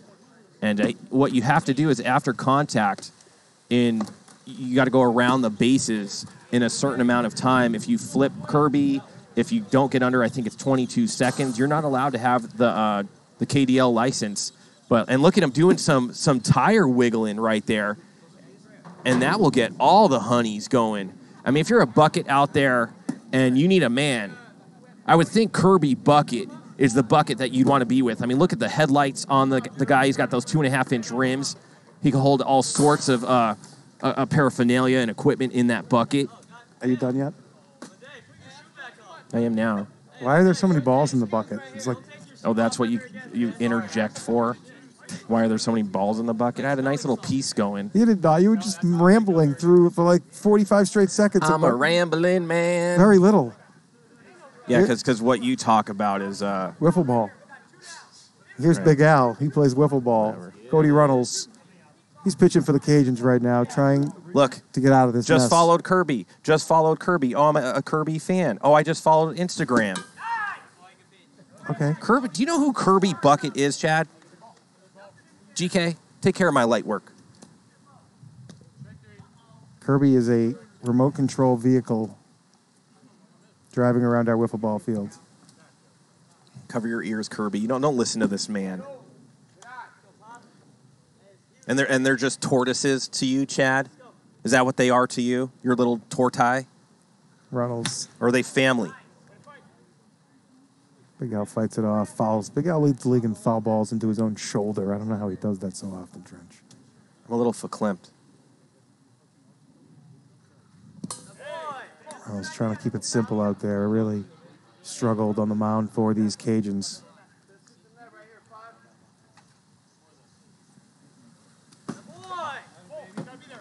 Count goes full here. 3 balls, 2 strikes. Big Al's shown very good discipline here tonight. He has a home run already. It was his 8th of the season, and that one's not there. Bases, juice, 2 outs. This is scary against Justin Grenier. He could walk this off, Trench. Oh, no. A grand slam would end it? Yeah, you got to be careful here with Alex on deck. Tough spot here for Runnels. Yeah. Oh, bad pitch by Runnels right there. Look at that. There's Kirby merch in the store. Get out of here. Oh, he tried to end it right there. Big swing by Grenier there. This is all 2-out rally here. Good take there. A little drop ball from Cody. Account moves to 2-2. Who's up after Justin? Alex, top of the order. Oh, man. I mean, I'd probably want to face Alex if I had to throw a cookie more than Justin, just because Alex not so much a power hitter. But 3-2 here. Cody's got to recognize you throw a cookie, the game's over.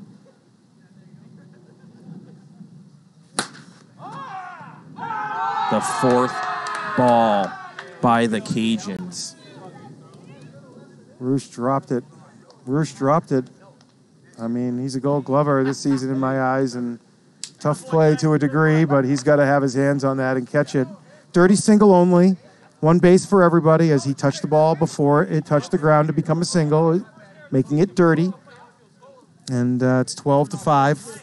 Listen, TikTok, I know you're not liking our little phone right there, but that's because we want you to come over to Twitch. Once you get to Twitch, you're going to understand exactly what we're doing here. The sickest production you're going to see already. 25,000, almost 26,000 followers over here on Twitch, Monday through Friday. And this is the last 2 weeks. It is getting very intense, especially between these two teams right now, as whoever loses any game this series is going to have a real tough task and going to need a lot of help from the other teams to make the playoffs. Ronalds already has one walk, falls down 3-1. Clean double wins the game. Lays one in. Woo! Alex hits it. Just foul here. You can see the Vaders. Tandem. Foul ball call. 3-2 count. This could be it. Oh, he pops up right to Runnels. And that's going to do it. They stay alive. They got 6 outs to work with to get 7. You know, they don't got to think 7-run home run. But they definitely got to keep that train moving, Chad. Yeah, they got to, have some good at-bats here and just see if they can get some traffic out there and find, a big double and maybe a home run when they get back to the middle of that order. Yeah, speaking of traffic, make sure you're careful out there. It is Memorial Day weekend. People are going to get a little crazy. Stay in your house. And if I was going to do anything to celebrate Memorial Day over the weekend, I think I'd stay at home, probably fill up a cooler full of hot cocos or whatnot, and watch reruns on Twitch or YouTube of PLW. I'd probably binge watch PLW to get ready for Monday night. That's probably what I would do, Chad. I've done some of that myself. Yeah. You got to scout the games, what teams you like, what's going on next week. We got a full container up there. Reynolds looks like he's going to lead off here in the 5th, see if he can get something going for his Cajuns. It's got to happen right now. Bauer going to come back out for his 3rd inning of work. Max walked out in the 3rd inning. He did not qualify with 3 innings to be the winning pitcher in this game, which Bauer falls into. Mateo goes over, can't make that play. Dirty double, it looked like. Tough play. Mateo almost had it, but tough to time. Yeah, kicking up some dirt over there in right field as Wil Morris up to bat. Good job by Cody attacking that pitch aggressively and hitting it the other way on that first pitch. Just 1 mile per hour over there. Tough. Definitely some hitting conditions out here tonight. The Cajuns can get this done here. Just a few base hits here. And we'll see where we're at. Now to make Trevor work the count. Got to work the count against Trev. Goes, 1 mile an hour difference from ball to strike right there. He gets one and he doesn't get one. Let's see what he comes back with here. Almost a guaranteed knuckleball here. Screwball. A little hot. Count evens 2-2. Morris Wil goes left side. Right. Oh, look, they're holding hands. They used to be teammates. Anthony Michael catches that ball up on the container. Wil Morris crushes one to right. He drives one the other way to left, showing his full abilities out here on this Premier League wiffle field tonight. And the Cajuns cut it from 12-5 to 12-7. Look at that. They were real. They went both Statue of Liberty at the same time. Looks like that's all for Bauer. They're going to go Mateo now. Still nobody out here in the 5th. Mateo leads the league in what? Home runs allowed with 30. And he's done that. Actually, I might be incorrect about that. He's given up 30 home runs in 50 innings, though, and that's a lot. I think there's a couple guys that actually have given up more, but they've thrown 110 innings and should have given up more. But, yeah, Mateo's struggled with the long ball this season. His ERA's up at 7.22, which is really high on the 6-inning, 6-inning PLW ERA. Most of you are used to that Major League Baseball. 9 innings is 1 run per inning. 6 innings here is 1 run per inning. 50 2/3 innings pitched. Whip over 2.15. If Mateo gets in trouble right here, they're going to have to go to Alex Fernandez. I think at some point we're going to see Alex in this game. I really do. Right now on the bump, Mateo cannot find the strike zone. And sometimes it pans out how you are just warming up. Remember, he hasn't thrown a ball in an hour, or so, and you got to go out hour and a half, and you got to go out there and start pitching in real time. Yep, and he's going to do it. He's got a 5-run lead here, too. He just needs 6 outs. So he can scatter a couple hits around here. Look, TikTok's all mad about the blur. Look, I'm going to clean it up, but that's only because I want them to come over to Twitch, where TikTok. All the action is. How do you even watch this for more than 10 seconds? And Casey Nielsen, is it going to have enough? No. The wiffle ball gods are alive and well. And instead of it being 1 out. There's another Gold Glover dropping a ball out there. Are you kidding me, Trench? What is going on out here? Who wants it more? Nathan Roosh up to bat. He also has a home run this game. And now, the one thing that can pose a threat is when you're a bunch of brothers on the same team. I wonder what it's like after the game. You ever think they're taking shots at each other?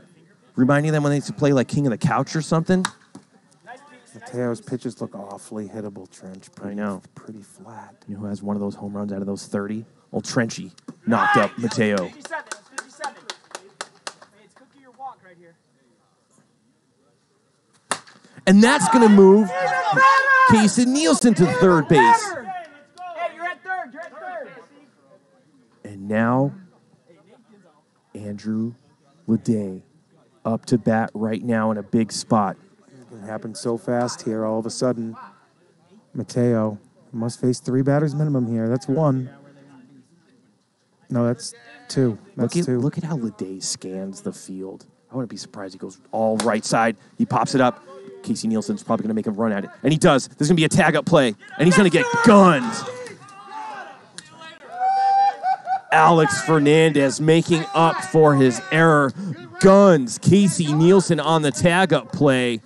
What a big mistake there. An absolutely gigantic mistake. Down 5 runs. Nobody out before that play. Can't happen, Trench. Can't happen. That's a big mistake by the Cajuns.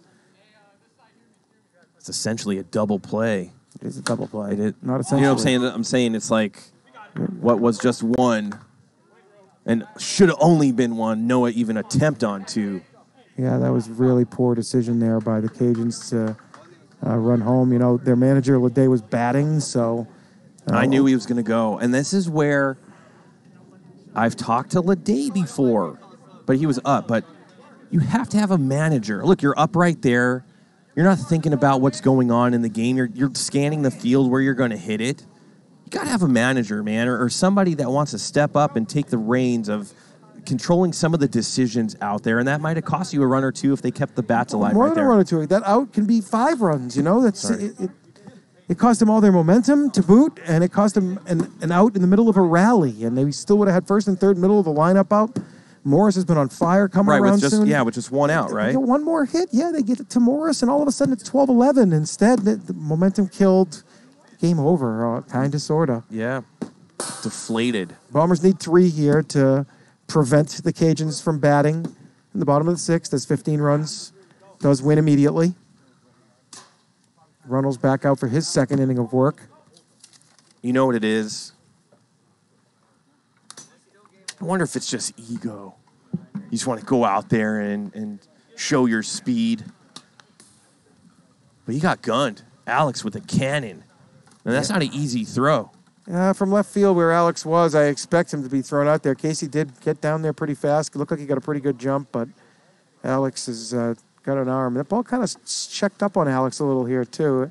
Not the best throw we've seen out of Alex for sure, but still, you can see. Yeah, and too risky. I think the guy throwing the ball has a big advantage, and I'll tell you why, as well as Mateo goes left side, is the runner, unless they're sliding. No, it went through his legs right there and hit the wall. You could single an error. Listen, you could just cash in your chips right now if you're a Bombers fan. This series could be over. You know what? That's like the 5th time the Cajuns have made an error. Ryan's watching his Gold Glove go right through his legs here tonight. Yeah, and it's like a cotton glove now. Better shore that up.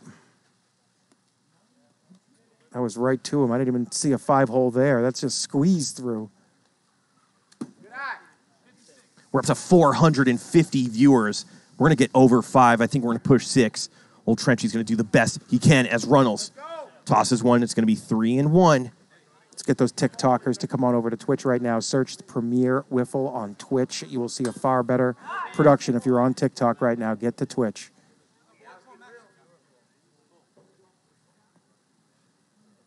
I didn't see anybody come over after that, Chad. Good pitch by Runnels. He can't believe that came in at 56 as he's got 2 walks, and now who are they going to go to? They cannot afford to give up any runs, but Trevor Bauer, as far as power hitting, quiet on the night. And let me tell you, Sashi Boba is going to be pitching, and this is advantage Trevor Bauer. I feel in my wiffle blood right now that Trevor Bauer is going to knock it out of the park as that container has filled up, and Mama Fernandez is up there. She's got a full bag. And if she was coming to the theater or movie theater or something, I'd have to check it to see what kind of goodies she has in that bag. You're probably one that used to sneak stuff in too, huh, Chad? Yep. Movie theaters, all that candy I used to bring in, you know. That's Bauer representing the winning run here. As if he hits a homer, he'll walk it off with that 15. I'm going to predict the opposite, Trench. I think Boba is going to get the job done right now, and he's a little tricky at first. He has some weird stuff and some weird mechanics and a weird release. It takes a little bit to get used to hitting off of him, so I think he can get the Cajuns 3 outs and at least get them there at bats here to finish this game up. 7:27 though. They better get moving here. Yeah, an hour and a half, game number 1, basically. Anyhow, TikTok, listen, I see a bunch of you over there.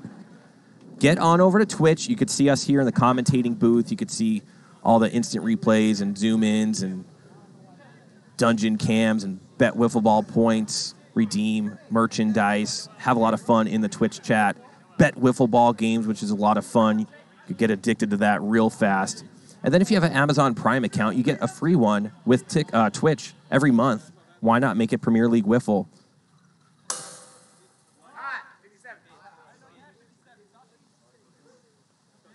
That's going to be a little hot in the pan. Brings the count to 1-1.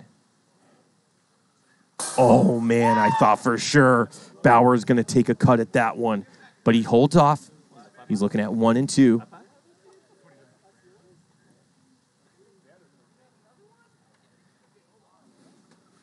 And he swings way outside. He looks like he busted his bat.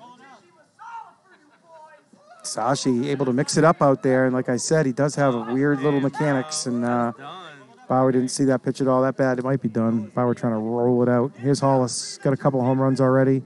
If there's anybody that could roll it out, it's Trevor, man. He goes way back.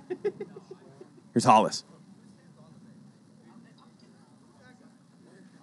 And he tried to end the game right there on a 55-mile-an-hour dart. Couldn't catch up to it.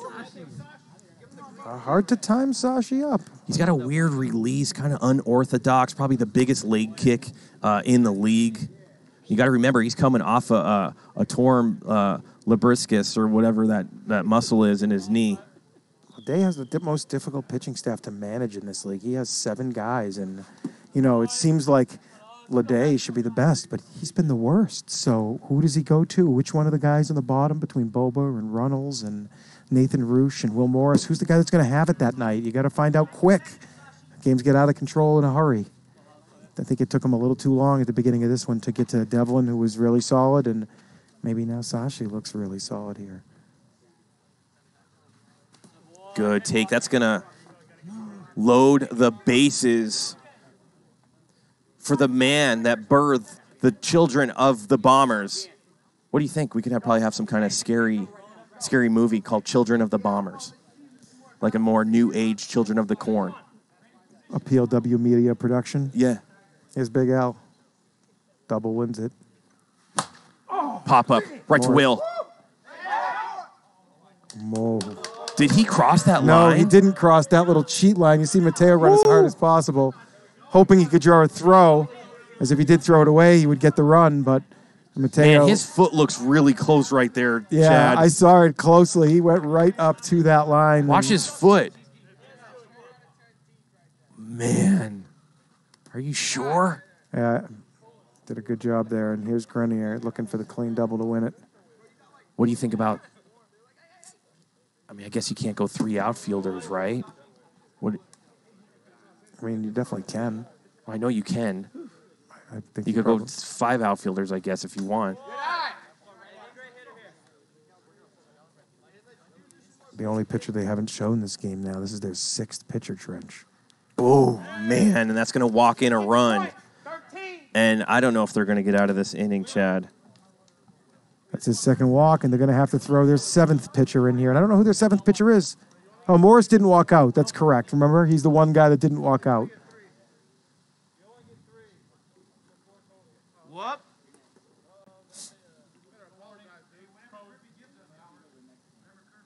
Yeah, this the other 5 walked out. Morris just got he got lit up is what happened, and they pulled him fast. And clean single's going to win this one here. Back to the top of the order for Fernandez. Alex Fernandez, that is. What a long game 1. 20 runs scored. Listen, the Bombers have only scored 2 runs, I believe, in the last 4 innings.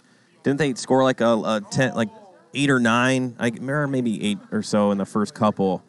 I guess they're scoring at a good clip. But when teams score a bunch at once, you expect big things to happen throughout the game or call it a mercy game. But this is a good time to talk to TikTok. I see you over there. Make sure you get on over to Twitch, where our full production is. They don't even get to see the side angles, the flag poles, the commentating booth. They don't even get to see the movement of the ball because their view is from home plate to center. But we have a camera in center field to home plate, so you could see some movement, and every time a pitch is thrown, that's the view that you're going to see. Just like if you're going to watch a Major League Baseball game as Alex Fernandez. This is going to be tough. Good play by Runnels right there. And the Cajuns have 3 outs to work with to get 6, 7 to win the game.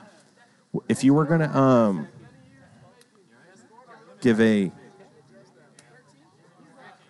What are they? Minus 1,800 not to score and tie this game? What kind of line would I give right now? Yeah. You're a line guy. You're in the sports book. I'd give 24 to 1. 24 to 1? 24 to 1 I'd give, yep. That the Cajuns come back with Mateo. They still have Alex. They got Justin if they need him. Yeah, 42 to 1. I don't know. It can happen fast out here. Mateo's ERA 7 is, runs, 6 for sure. Yeah. 7 to win it. Yeah, well, once they get 3 guys on base, you know that line's down to like 12 to 1 Yeah, fast, no, I and then get 3 it. more on base. It's a Okay. All right. yeah, 20. I'll give you 30, Trench, because you're a good guy. All right. Hey, This is only game number 1. 2-minute break in between these next games. I like what David Harley Jr. is talking about. 2 minutes. You get 2-minute breaks so we could get the pitchers, get calibrated. We could drink more water. You could exit the booth so I could be a little less stressful. All right, I'll do that for you. Sounds perfect. 1-1 count. Man, what a good piece by Runnels right there to start it off. And it just went from 30 to 1 to 27 to 1. Chad. Yeah, we went from 24 to 20.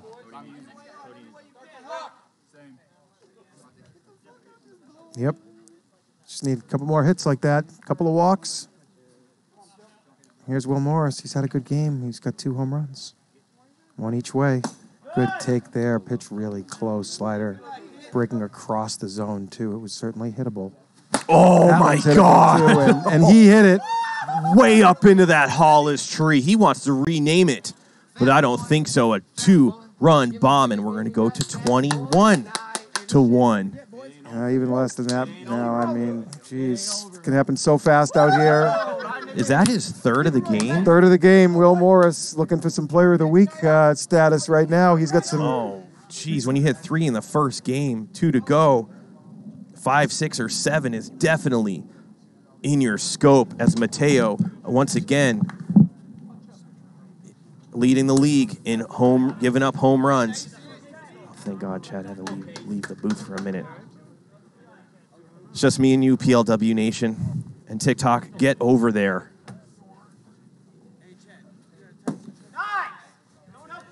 How many outs are in this inning? 2? Oh.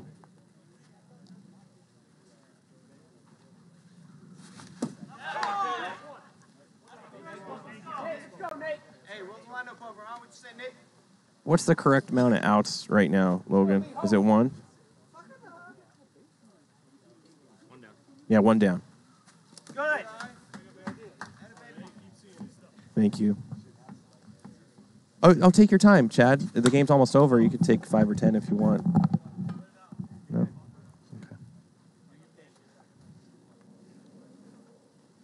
Nathan Roosh looking at a 1-2 pitch. Now 2-2. Top. It's the bottom of the 6th. 13-9, 1 out. Now it's a full count, and Mateo's got to be careful. A runner here, and the Cajuns are looking lively. Oh, and he swings at a ball way inside. Dungeon, bottom 6, not top 6 dungeon. That's kind of important. This is bottom of the 6th. Pop up, and that's going to be all Trevor Bauer right there. Easy play for out number 2. They're probably changing their humidifier down there. I could smell it's a little minty. Like when they open the door, it's a little mint lemon fragrance coming out from under there. And, they're back on track now. I believe Wil Morris bats 4th, and they're in the leadoff spot. So they just need three hits here. A walk, a couple hits, and they'll have Morris up as the tying run. So still not dead yet. And Leday goes left side. He just goes out there and just lets the bat do the work, man. It's incredible. It's almost like he's playing tennis and not wiffle ball. He's just serving it where he wants. You used to play tennis? I did. Yeah. How was your handicap? I don't know. 4? You're probably at 4.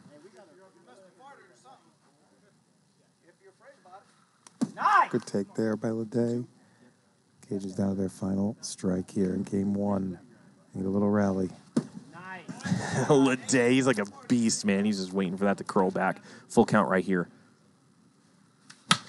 Oh, man, that was the pitch. As Mateo goes after it, can't get to it. They put enough spin on that one to make sure of that, and he gets another pitch here, full count. Look for a home run in this pitch trench right here. I'm going to call it. You're calling it right now? It might just be a double. Or a home run. Yeah, it's probably a home run. Dead center, 125 feet. Is that his third of the game?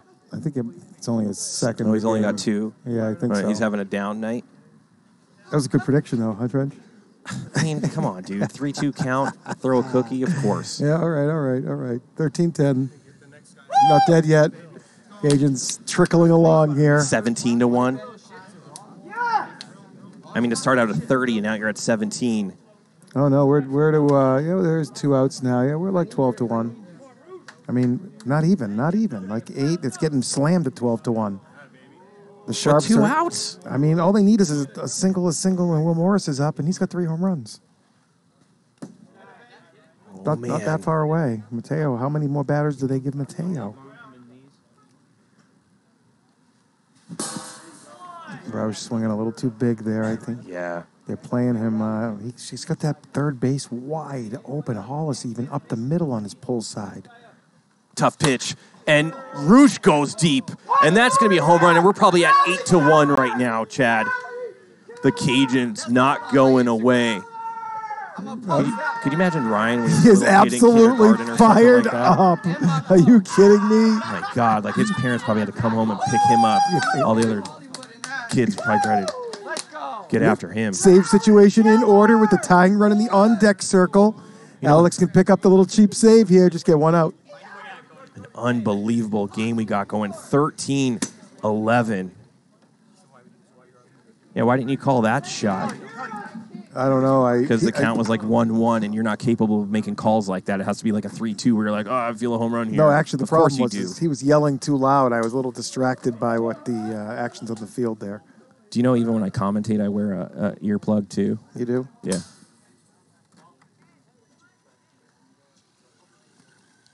Yeah. His home life has to be completely different. I can't imagine wifey Roosh. Putting up with that nonsense. Well, she's got a baby now, so she probably said, give me a child because I can't handle you anymore. And go play wiffle ball. Oh, 13-11. We're in for a long night here, buddy. Yeah, love it. Get these viewers did this up. thing get hit? TikTok, come on over to Twitch. Check this out. 13-11. The comeback is not complete yet. 2 outs. Man, this is insane. Back-to-back home runs off of Mateo. He gave up, 3 or 4 home runs there? So he's just getting absolutely destroyed right now this season. Yeah, late in the season, last season, he was like coming around as a pitcher, but I think people are seeing his stuff a little bit more. He doesn't have that max screwball that you kind of need. I guess it doesn't run in the family as Cody Runnels up to bat right now. And if he gets on base right here, this would be insane. This might end the game. Hollis pretty sure-handed on the left side, makes a throw, and the Bombers take game number 1 in a thriller towards the end. Yeah, they score 10 quick runs, take that 10-0 lead, and kind of trickle a couple more runs along the way, which they ended up needing as the Cajuns, they were game. They put up 11. Wil Morris with 3 home runs in a monster game. Leday, a couple of monster shots. Nielsen hit one. I think I'm forgetting another one they had. Ryan. Ryan hit one there. There was about 15 home runs in that game, Trench. So stay tuned. We got game 2 coming up in 15 seconds.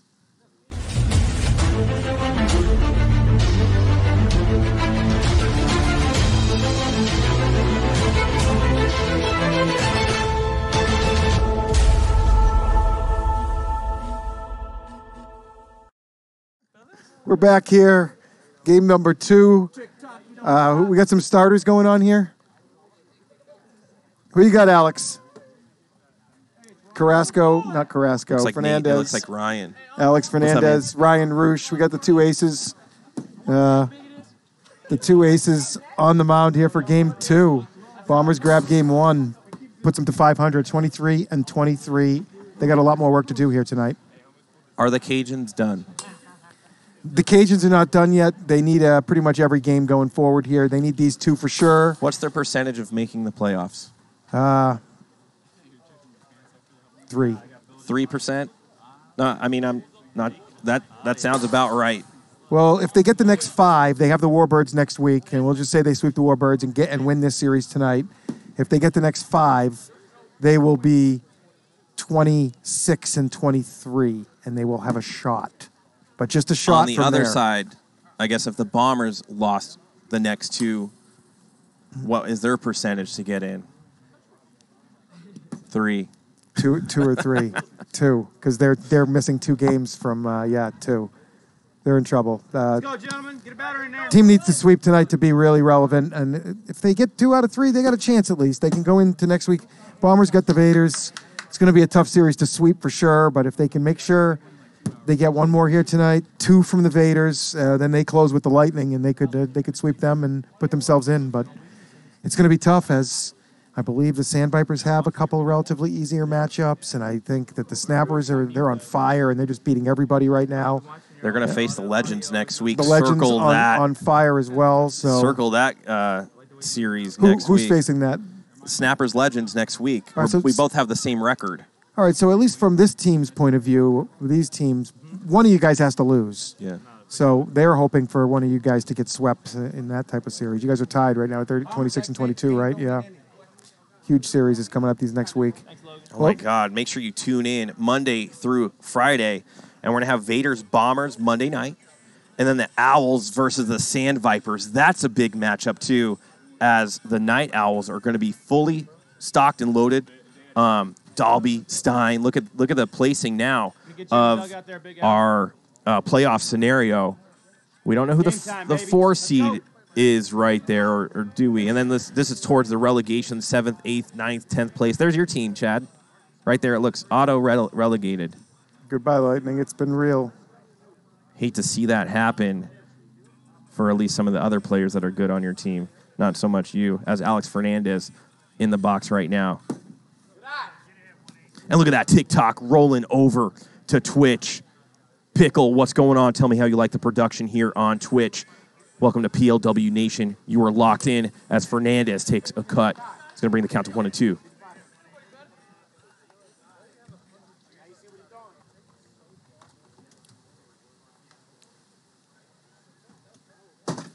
Rush's been their stopper all season. He's thrown mostly game ones, though. Alex flips one out to Morris and right. Easy play. I'm curious to how many errors cost them runs last game. Remember that? I think they had 5 balls come off their hands. Like 3 of them definitely super easy. That had to cost them. Yeah, their defense in the first half of the season was just not very good. Their infield defense was poor. They have almost no double plays turned on the whole season. Casey Nielsen turned a couple earlier, but Runnels has got a couple in the last week or two since he got here. That's fair, I think. I don't think that's foot. Ooh. It started to come back fair, and then it straightened out a little bit. That was only fouled by a couple of millimeters. Wilson on that call there. That container's looking lively. We got spectators coming and going, playing musical wiffle chairs.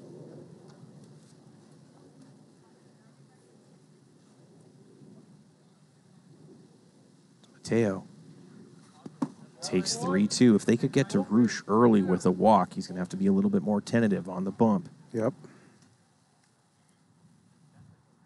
Holy cow. Look at GK. He just gifted 50 Tier 1 subs. 50, Chad. Wow. That might be a record for a personal gift out. If you're coming over from TikTok or you're just been in the Twitch chat, there's people getting subscriptions right now. GK Rabbit, our executive producer, a man of integrity and technology. Once when he was a child, he opened up a DVD player that wasn't working for fun and put in some wires. I'm going to stop you right there.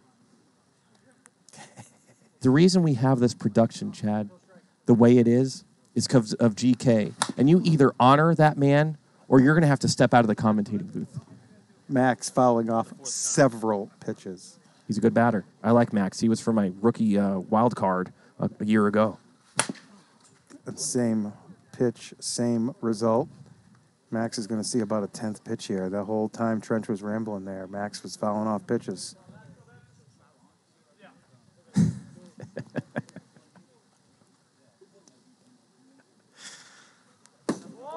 Yeah, remember GK, him and Kirby were playing a little Omaha high-low, and they really stacked it together, man. Then Max wins the battle after a ton of pitches, finds just to the right of Cody Runnels out there. Can't get a hand on it. He might have got a finger on it, actually, but tough play. Max finds himself on first base. Logan, do we have a picture of Kirby Bucket playing a little no limit? There he is. Look at Kirby. He's really he doesn't even need racks, GK, because he just uses Kirby and just puts all his chips in there, and then he just dumps it on the counter, has them counted up. That's how you do it. The dude's a stud.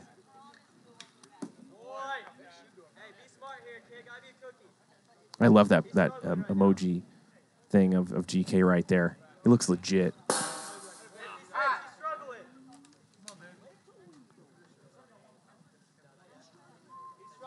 $156,000, over 200,000 on each one of these teams. Incredible wiffle ball point spending on this series. Friday night whiffs, hang around 450 viewers over here. Rush comes in with 93 innings pitched and a 3.17 ERA. 8-8 record, Trench, and 4 saves. He's good, Ryan. He's one of the pitchers I do not like to face. Yeah, he's kind of an MVP candidate to a degree. He's done everything well this season, and he's also been so valuable to these Cajuns. Without him, they might have 10 less wins. And he's really been able to provide a lot of war, as we say in baseball, See, for that's his the kind team. of talk that I like. That I like seeing or hearing out of you is like when we talk MVP. Of course, it's the big bats, this, that. But an MVP to me is if you remove a person from the team, what's that team gonna look like? Yeah, I mean, right? Absolutely. I wish Jake Purdy had a little stronger offensive numbers. And right away goes to your team. He could be in this. He's not in that Roosh conversation. Right away No, he's to not. you, Chad. Purdy has not been Roosh. His offense has not been there. Okay. And we can't put, unfortunately. There's 9 other teams and hundreds of other players, but you go to your team and one player on your team. I love Purdy. We've gone around the whole league tonight, buddy. Right. There's not a lot of guys like that. That's the problem. Very few three-way players out here in PLW at this point. I mean, you used to be good at pitching. I'm done with you. We got Alex Fernandez on the bump right now. He's going to have to face Andrew Leday, who is red hot. His team did take a loss, and they know what they have to do. They probably got to win their next 5 in a row, if not taking like 7 out of the next, 8? 7 out of 8 for sure they're going to need at this point, and that even possibly might not be good enough. So they got to start winning, and they got to start right now. And good top of the first for Roosh. Here's Alex Fernandez. That's not going to make it. Nope, that's going to stay in the yard. Max calls it from right field. Good play there. I like the communication out of the brothers out there. You know, Leday got out his first at-bat last game, and then I don't think he got out again. I think he went walk, double, 2 home runs or something like that. 24 runs in game 1. Let's see if the 2 aces here can shut these guys down. It was a good pitch by Alex right there. Ryan not taking it, though. Alex's ERA 3.61, an 8-5 record, 83 innings pitched. His whip is 1.43. Max's is 1.55, and he's got a slight ERA edge over his brother as well. So Alex been the clear ace numbers-wise this season and in past seasons. Goes to 3-1 here, though. Roush going to look one to drive the other way here, and that was his pitch too. That had a little buckle to it. It wasn't much of a cookie as that looked like. That pitch bent about halfway there. Roush out in front, fills the count. Look for another strike here from Alex and a ball in play. No, Alex with his first walk here early. That's not a good omen. Yeah, big first walk. And here's Cody Runnels. And I was talking to Cody a week ago, and all I said was, listen, man, since the trade, you've been a little bit more jumpy, a little more antsy. Let's breathe it out. Find your pitch. He's a good ball player. There's nothing you could do right there, beautiful though. Pitch. That ball comes in at Cody's nose and tinks that top bar. Tough pitch as a baseball player to, want to take a cut at. He takes Runnels a cut to at the that left one side. now. Look at Hollis. Goes Man, for a double Hollis play is here. good. Bauer coming in for it. No, he bounces it. It's going to be a fielder's choice. Bauer had enough time there to turn that, I think. Let's check out that clock as Bauer's receiving. 3-5. Yeah, he had the time. It was going to be close, but needed a good throw. Didn't make it. Bombers get the force at second base. And here comes Wil Morris, who had a just mammoth Game 1 trench. Yeah, one of the smoothest swings in Premier League wiffle. Right here, Hideaway Field, beautiful Las Vegas. Jameson, when you give me a moment, let me get that skyline, maybe in between or now, whenever you can. Want to show some of our fans at home what a Friday night looks like as the sun is going down. Oh, Alex finds that top bar again, Morris. Look at that. Look at that view out there. Poor TikTok won't be able to see that because they don't want to come over to Twitch. Morris. And Will. Look at that exit velo, 94. That's going to score a run. Really dialing it in, Wil Morris, here as this season winds down. He didn't start off as slow as a lot of the rookies, and Runnels same way. Runnels started off hot, but he has not picked it up the pace as Wil Morris has this season. He looks like an MVP right now, Trench. Yeah, seeing the ball real well. Plays great defense. Seen him being robbing some home runs as Casey Nielsen's going to face Fernandez, and that ices him for an 0-2 count. Morris had a game a month ago where he won 1-0 in 7 innings, and he hit the walk-off home run in the bottom of the 7th after pitching a 7-inning shutout, one of the most impressive performances of this season. Alex dips down low. Right at 55. If he can control that pitch down low, it's a tough pitch to hit, although Casey can handle that ball down there. I like him trying to hit that top bar against Casey, which he goes for there, but misses by a touch, evens the count.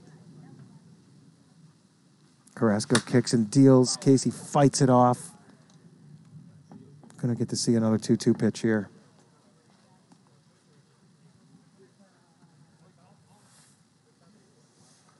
Alex bounces another one in the count. This is a big pitch right here, Chad. He already has one walk. It is huge. One run in. Guy's on second, not first base down there in the dungeon. He hangs one right in there. And that's going to score a run. The Cajuns came to play. And listen, you got to stay hot. Keep that energy going as Nathan Roosh steps in the box. As we have 420 viewers, one of our favorite viewership numbers out there. Really lights it up. You don't see the 7 there? Good, Nate. Huh? 427 viewers. Tomato.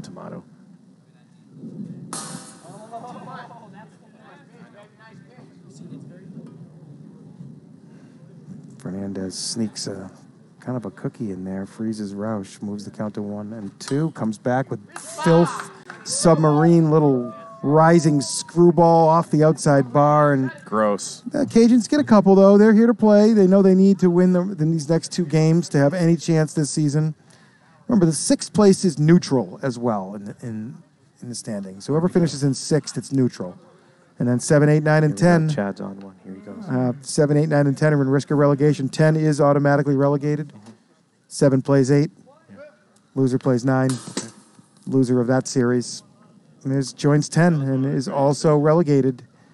Doesn't look like there's the strongest competition coming up from the ranks this season, so hopefully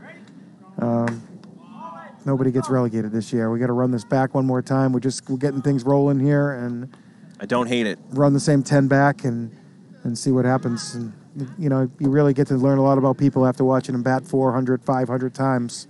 Watch them throw 200 innings pitched. You can. If we were going to analyze you, what would we learn from you? Get the ball down, Chad. Just get the ball down.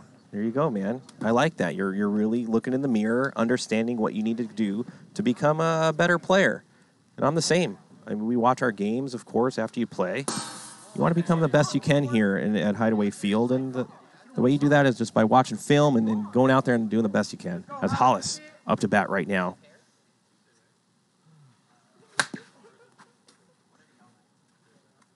Ryan might be feeling it this game. He's got that weird little side grin going, and that means he's a happy man. And when he's feeling good on the mound, he's very difficult to hit.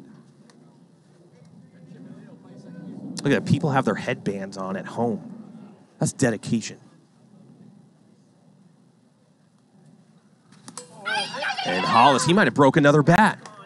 That's his second bat that is going to go to the donation center, as I like to give those when I see them broken. I give them a goodwill. Roosh definitely feeling it out there, Trench. He looks good. I know it's going to be a hard bat for some of those children to hit, but at least somebody could use it for something. Oh, he recognized it. Yeah, he out-recognized that, but it still wasn't that powerful of a swing. Still an effective pitch. Even Al knew it was coming. Still effective. Big Al just celebrated a birthday. I actually don't know how old he is, but was he like 50? Yeah, I think that's exactly right. Is he 50? He invited me to his party, but I had to work. Mm-hmm. Did he invite you to his party? I did, but I had to pick up somebody from the airport. Oh, my God, that's your reason? Why don't you pick him up and then go to the party after? He's 50. Oh. He's in a recliner by 8:30 p.m. Oh, good slider in on the back foot there, in on the hands. Al can't handle it, and Roosh feeling it. Yeah, that headband in full effect as Justin Grenier up to bat.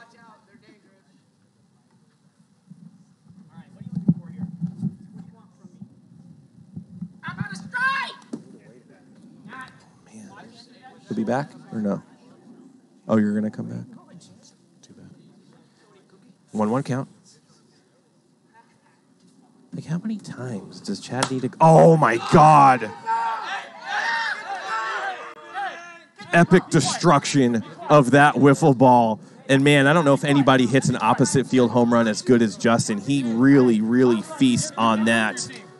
Between him and Ryan, they're like the same opposite field hitter. And the bomb squad opens those bomb bay doors, going full destruction on the Cajuns down low. Napalm everywhere. Man, he knows how to hit. He's a hitting coach. We're going to have to do some background checks. You know, for a lot of these managers, like, you're going to have to see what their occupation is.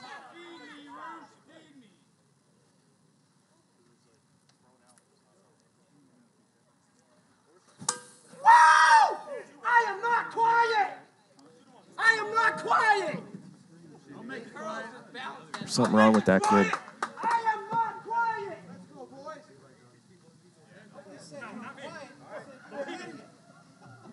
Hey, it takes one to know one. How little is your bladder, Chad, that you have to go in and out of this booth? You're rattling around that mic. It sounds like a scratchy noise. Nobody wants to hear that. Explain what's happening, man. I just saw Grenier hit one about 2 miles to right. Did you? I did. I saw that when I was getting my beverage out of the... It's warm up here, buddy. We need a waiter or something. You don't have somebody you can hire to, like, serve us for a few hours up use, here? some wiffle ball points, maybe. I got to start bringing my cooler and loading it up like GK does. GK's very advanced, though, with the planning. Basically, last season, if I didn't feed you, you wouldn't have even had a meal for about a season, all of season 3. No, that was season 1 mostly. But 6-hour days, a lot of 7-hour days. Who took care of you, though? Trent, you took decent care of me. Somebody had to. Gotta have you around, man. You know, we rib you, we poke you, we push you around. But you're an integral part of this this league. You basically come up with all the rules and regulations, and eating pistachio chips while you're commentating and doing the timer that sometimes you do wrong. That's frowned upon now. Yeah, we had to instill a rule because of you. Alex knocks it down. Awful hurry. day. He's got time, and he uses his time wisely. Veteran player there, not rushed. A lot of players would go pick that ball up and wing it, submarine, but he picked it up, took his time, even regripped it. Looked like there. It's still 4.3.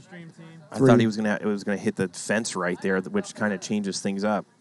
There's only 2 switch hitters in the entire league, I believe. Really, just Adam Couts, and he seems to give up on it occasionally and just end up on Cody that. Runnels. He's a switch hitter, no? No, not. He's just been mostly righty, and he's been flirting with the left, but he just realizes, wow, that was a shot. Tough play there. That's a base hit for sure.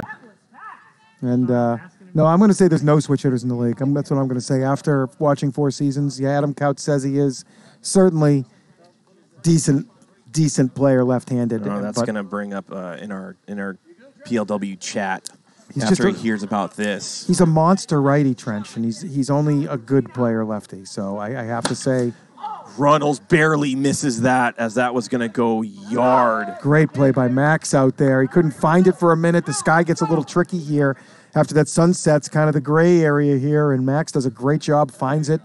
Tough play. We've seen that one not made many times. Bombers have their premier defense here, able to get both brothers in the outfield with Grenier playing shortstop.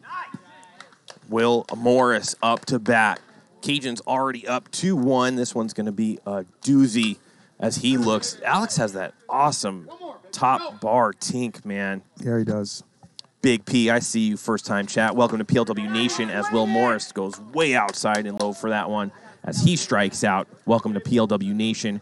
Right now I want to talk to TikTok. If you're watching, make sure you get on over to Twitch to watch a full production with multiple cameras. Check us out in the booth. We got the dungeon cam down there. Give me a little dungeon action. Look at our boys, Logan, Christie, Kyle Etter. And then we got Seamus on the wall, Kyle, over there. Look at old Seamus. He's got his own Instagram, the famous Seamus. Big time cat that used to come out here, play a little bit of wiffle ball with us. And he used to play third base. Loved him having on the team anytime we had an injured or player that didn't show up. Yeah, his field. I'm surprised it's not Seamus Field we're playing on, actually. Big time. Part of this. he definitely moseyed out on the field, at least once a night, if not a few times a night. A lot of fun having him around. He's doing good. As that container fully loaded with players, family members, it looks like and hot cocos. Mateo is up. Bombers down 2-1 here, looking to get the bats going again. 13-11, they were able to win game 1. Took a 10-0 lead in that one, held on. Mateo swings at that. That's good. Yeah, that pitch is dropping hard across and down. And it's just hard to square up, as you can see. It doesn't look that intimidating, but it's got some good break on it, some good bite. Ooh. Man, he's got that curve that really starts way outside. Yeah, he either goes for that outside bar or he really bears it down in on the hands. Is your light the same color tone as mine? Because you're looking like you have jaundice or something. You okay, man? I'm okay. You okay? Yeah, just checking on you. All right. Why is the camera on the booth? They're playing wiffle ball on the field. There you go. Oh, now you're the technical director? Cody, unable to Mateo get to the wall. That's going to be a double. A lot of top spin on that. That ball kind of picks up speed as it hits the turf and just takes off. And Mateo's got himself a double. Our Twitch people, man. They crack me up. Bang. Boogly. Welcome. First time chat. Yeah, show the game. Yeah, look, he's even on the guys down in the dungeon. First time.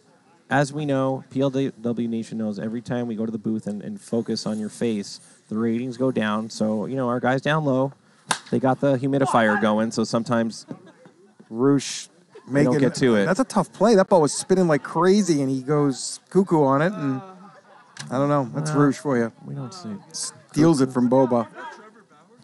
Yeah, he went full reindeer jump right there. Trevor Bauer's been quiet in the home run department. And like I said, in batting practice, he was destroying. And he was going after Alex full pitch mode. Let's see if you can get a part of Ryan right here. Good layoff, though. Ryan knows the drill here. Let's see if he can get Bauer to chase pitches down. Bauer, 1 for 1 here, laying off this at bat. We need like a makeup artist to come through here. Not even a waitress. But we got to brown you up a little bit or something so the people at home aren't too worried about you. That'll make you look more tan. Do you see the sun ever? I don't know. Hot Bauer back to Roosh. Roosh makes the easy play. 1 out. Or is that 2 outs? Might be 2 outs. It is. Hollis is up. Yeah, Hollis, big series, or big game last. Game 1, I think he had 3 home runs. You could tell right off the bat that Ryan, very, very difficult to hit, has 3 or 4 different pitches, relies on that curve and that screwball quite a bit. Could really jam you up when that curve comes in fast. Dropping down in submarine a little bit more here today. I'm not sure how many pitches he's throwing from that angle, but it's been ineffective thus far. That's his pitch right there, and that's the one that really freezes right-handers.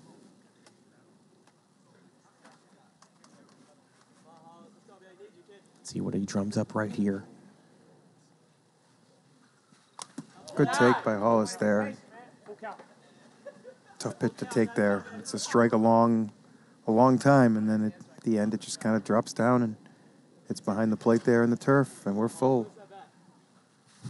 Same exact pitch. This time Hollis chases it, and Roush Wile E. Coyote's off the field. Yeah, when you're an ace out there, that's what you could do. That was a ball by 2 feet. It was going to not even be close to the pan, but it looks like it's going to get there. It dips at the last second. As good as Hollis is, remember these guys have 22 game hitting streaks going on. It will make them swing and miss, and we're going to go into the bottom of the third.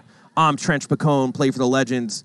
Chad Sparkle Phillips manages and runs the Lightning and sometimes grabs a bat and stands there and doesn't swing. What is your method behind that? Well, I flied out like 4 times. I grounded out. You actually had a times. decent hit to a left fielder. It was probably your furthest hit in a season or two. Every time it's windy and gusty, I am rooting that It wasn't windy and gusty, though. But, I want to that you state... hit a home run. I want to see you hit a home run. I feel like that ball alone would be worth $1 or $2. Call out Jim Dodos here a little bit, because the other night he said in that broadcast, as I listened back, at least 4 or 5 times how the hitting conditions weren't there and they were good pitching conditions that night. Mm-hmm. I don't think they were good pitching conditions at all. I think the pitching was just fantastic from both sides. 2-1, 4-0 those first 2 games. And I don't think, as we saw in Game 3, there was a lot of big hits. They scored 15 runs very quickly once the pitching changed and the lower pitchers had to come in. So I think Dodos was a little incorrect with it being in super good pitching conditions. I just think that the pitchers just got it done the other night. Casey Nielsen up to bat. I feel like you could hit it out. You have a, you just basically try to swing your hardest sometimes, usually from your knees, as we're looking at a 1-2 count. Shot right to Justin. See how he gets down right there, make sure nothing's going to get through. That is a man that has transitioned baseball technique. He's a teacher, too, He's one of the top teachers for baseball out here. He teaches hitting. He teaches pitching, I believe. He's an excellent all-around player. He might be the Bombers' best player, and that's saying something with those 3 Fernandez brothers running around out there. Nice, good eye. Grenier has assured me he's going to be here for the rest of the season. That's big news. That's bad news for the Lightning, as we have them in the closing series, and we're going to catch him both series this season. Nice. He's only going to make 7.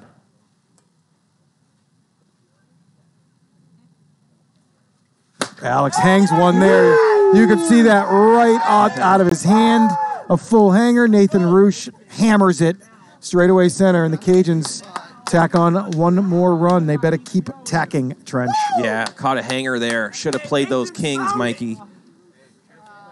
Yep. And those Cajuns are feeling it here in Game 2. They know what they have to do, and that is seek and destroy with their ghost pepper chili sauce, as Andrew Leday is going to be up as Big McCracken goes up top, gifting 5 Tier 1 subscriptions to the community. Love seeing that. If you're on TikTok, you get none of that. But if you go over to Twitch and join our chat, sometimes some of our fans at home get a little bit into that hot cocoa sauce, and they want to start gifting some stuff as Leday keeps that hitting streak. 23 games in a row he has been on base, and it doesn't look like, that he's gotten a hit. Doesn't look like he's going to stop, as Roosh has called out a home run shot right here. He says it's going to go opposite field. And the Cajuns' dugout will erupt if he does do that. Well, he hung goes right back to Alex. Easy double play ball. Grenier's got a chance, makes the throw, and I got it. To Chad, he airmails it, and I thought he was a pitching, throwing, hitting coach. Chad, have you done your homework?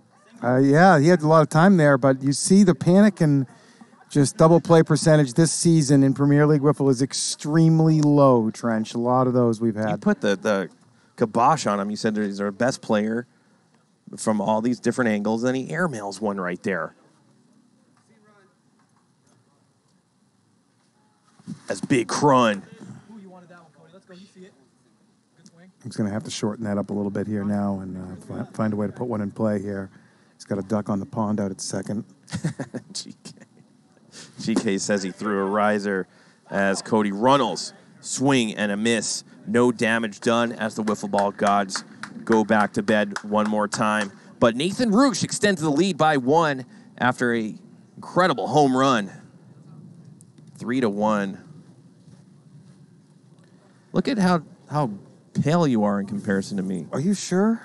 You don't look good, man. You should probably go to the doctor. Get some blood graft or whatever they need to do. I just had all my grafts done, and I'm fine, man.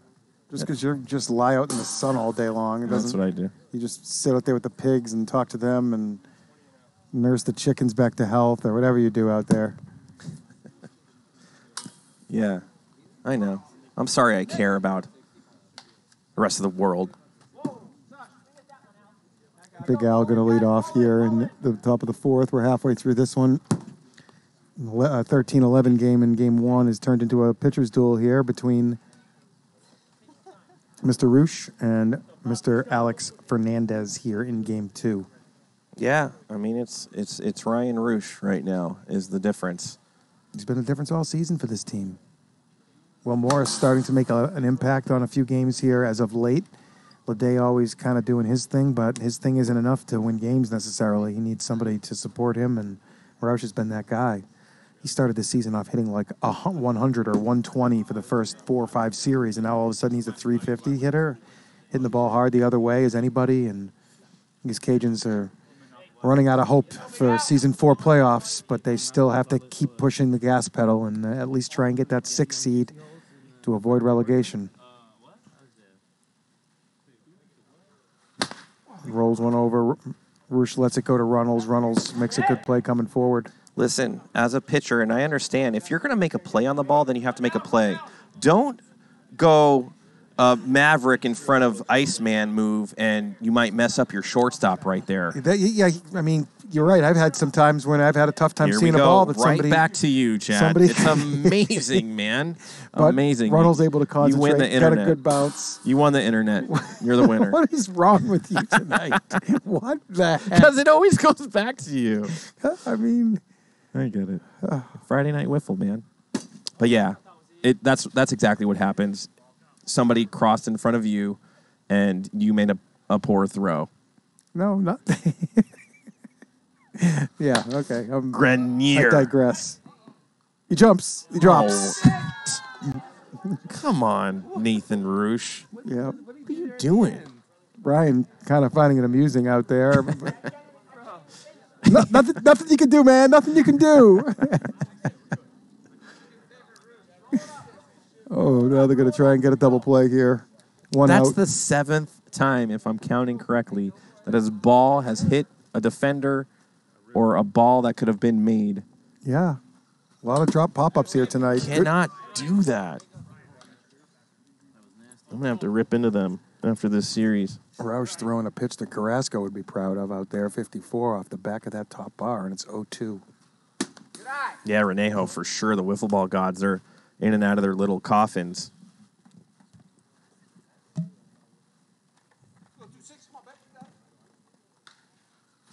Oh, he swings at ball 3 there. That's a gross pitch, though. It really is.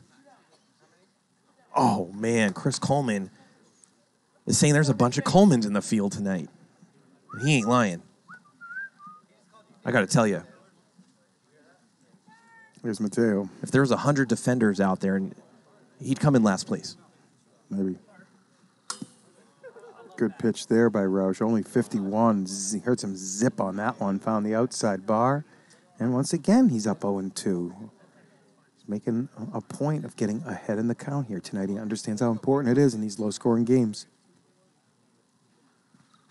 Ooh, good pitch there. Very tantalizing after hitting that outside bar in the last pitch. Mateo, a very accomplished hitter out here.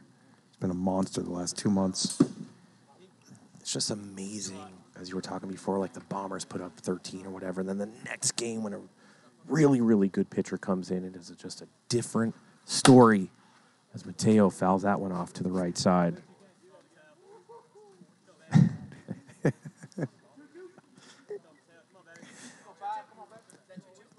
2-2 it is, 2-2. First-time chatter, Eat the Rich coming in hot as he ices Mateo right there for out number 3. Welcome to PLW Nation. We see you. You were locked in. TikTok, get on over to Twitch. You're watching game number 2 of 3 tonight. Come on over and see the pale Chad, the night sky of Las Vegas, all the graphics, the dungeon cams, the sky cams, everything that you'd want to see in a production. Make sure you get on over here, twitch.tv/Premier Wiffle. Also, check out Kirby Bucket and his Instagram doing what he does. He makes jumps. He plays poker. He makes laps around here. Just an incredible robot/human. You ever see that movie, Her? No, Trench. Well, there's this movie where this guy like falls in love with basically like Siri or Alexa or the Google. Sounds pretty stupid. Anyhow, I think GK is in love with Kirby. Yeah, I agree, and I am not in love with Kirby. No? No. Look at that. Look at him. Look at that purple under the hood. He's got those 2.5 centimeter rims rocking Friday night. Whose Crocs are those? Probably J-Dubs. He brings a couple pairs in case his first pairs get sweaty so he can change them and put a different pair Oh, of those Crocs. poor Crocs, man.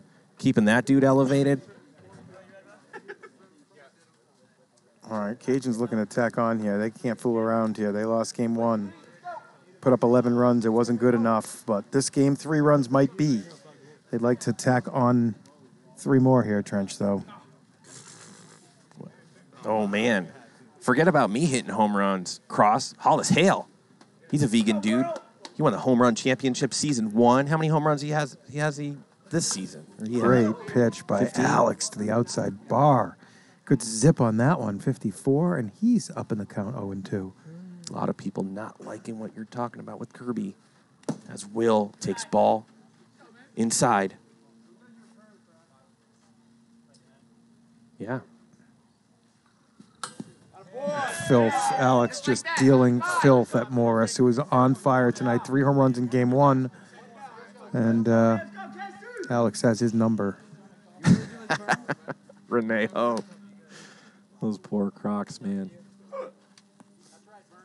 Casey Nielsen up to bat. 1 out here, bottom of the 4th. Cajuns on top of the Bombers, 3-1. As he swings and misses, goes to 0-2 count here in Premier League Wiffle. We do start with 1 strike. It is a 55-mile-an-hour and under league, which the reaction times are very similar to Major League Baseball as far as pitching mound to home plate, aren't they not, Chad? Relatively similar, but there's still only so much these pitchers can do with 55-mile-an-hour pitches. Advantage hitter always. Even starting 0-1, still advantage hitter. And, man, let me give Justin Hicks a nod. What a tough batter he is to face. Oh, good play. Good play, Alex. Yep. I made some pitches at Hicks the other night that were so good, and he just smashes them. He's just unbelievable. He's the best hitter in the league, in my opinion. You said you were pitching against him? Didn't matter. But it sounded like you were having trouble against one of the better players in the league. Just watching the way he hits every pitch, every quadrant of every zone, he is incredible. Yeah, man. There's no way to beat him. He gets jazzed up before the game, plays incredible defense, too. He throws his shortstop throws and double play balls just on a rope, man, on a line. Yep. They never, falter to the left or right, hardly ever. They just go straight. I wonder if he threw him from the fence, if it would just keep going straight the same way. Does it ever stop going straight? No. He's straight as an arrow. Yeah, Tanik had a pretty decent night against us the other night, too. He was able to drive the ball pretty well, and they were a good 1-2 punch. Tanik started off a little slow, but once he picked it up... That's how scary a duo. I mean, look, Hicks, Tanik, Tavano. That's insanity. That's a super trilogy right there.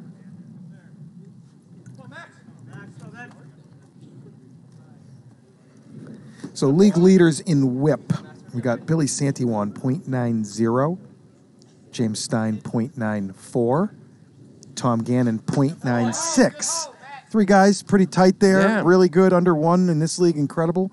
Then it drops all the way off to 1.26. Max giving the humongous Mufasa roar home run right there as the Bombers exploding with the Max home run, and you can hear that siren go one more time. Yeah, that's a big there. Max has got tons of power as shown, and he cuts that lead in half. As I was saying, Roosh is 4th in the league in whip, all the way down to 1.26. So still pretty solid, but you can see those 3 pitchers, Santiwan, Stein, and Gannon, have really separated as the cream of this PLW Season 4. Going to roll to Bauer here. He's got just as much power. Roush better settle right back down. And he does with a beautiful slider. Gets ahead in the count quickly. That's his pitch, man. Yeah, that is his pitch. That's his best pitch right there. It freezes people all the time. Really starts outside. That one slipped out of his hand a little bit. Bauer not interested.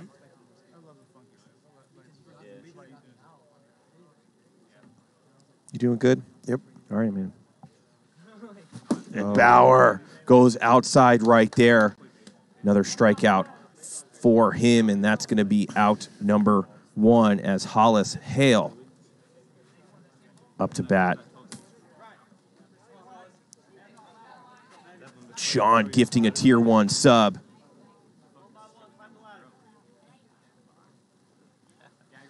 During the offseason, we stream Chad talking about every single player and their abilities going into the next season. So make sure you tune into that one. I'll give the full scouting report of the league. It is really, really exciting. Riveting. You definitely want to binge watch that. It's like 6 2-hour episodes, I believe. Mm-hmm.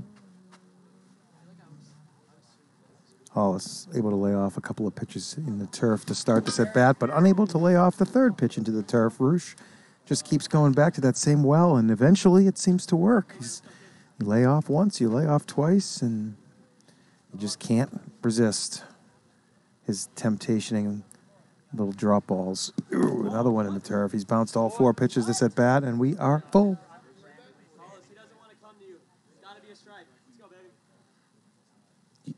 I mean, you can't take anything off to Hollis right here as he'll tie this game up. Oh, almost does. He has such a tight swing, Hollis. He never, not never, but very rarely lunges for one. Just so tight. Just wound up. Yes, sir. And more subscriptions being gifted here on Twitch. If you're on TikTok, you get none of that action. And that's going to be a walk for Ryan. It looks like he's a little bit rattled. Make sure you get on over to Twitch right now, TikTok. This is only game number 2. We have one more game left. And, of course, 2 more weeks in the regular season of season number 4. A lot of OGs have been hanging around for years, months, day after day. Good pitch again. Roush just continues to get ahead here, which is a good part of the reason he has this 3-2 lead this late in the game.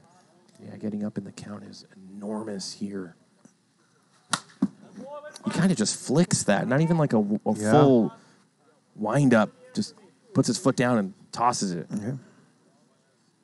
He's got a lot of little different rhythms he can release from. And he throws one right by Al at 59 for the second out of this inning. And Justin Grenier hit one pretty far earlier in this game, and you better be careful with this gentleman.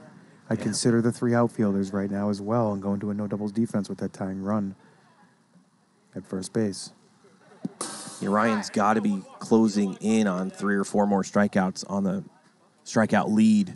Yeah, he must have 7 or 8 here, huh? He was 12 behind Purdy. Grenier hits one what a full stop to great Bobes. Play, and what a stop. He gets his body on that just in time, saving this game for now. And the Bombers will have the top of their order up in the 6th inning, but able to only get 1 there, cut that lead in half.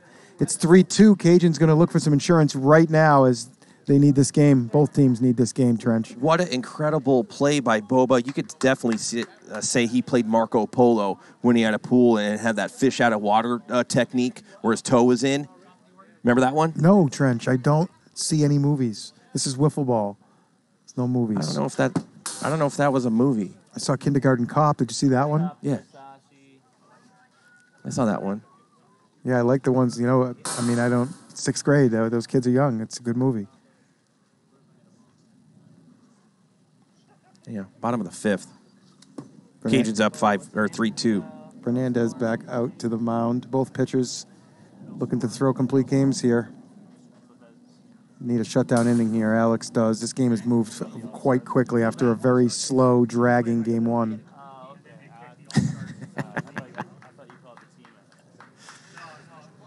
Oh, man.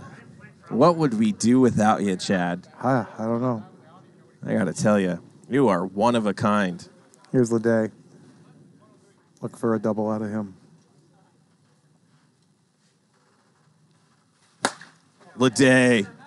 Max stopping a home run. Goes full vert right there. Like he's in the NFL Combine. Jeez. That's got to be, 36, 40 inches of vert out of Max. He could definitely dunk a wiffle ball, no doubt. What a play by Maximus. Full gladiator. Ryan goes a little lower this time as Max is doing all sorts of work. Oh, and it got through him. It got through him, Trench. It goes to the Tarantino sign. Tough play. I thought he had it, but I guess he didn't. Wow, after a beautiful, beautiful takeaway from Andrew Leday right there. He couldn't stop that one from hitting the wall, and a runner in scoring position now with Cody Runnels.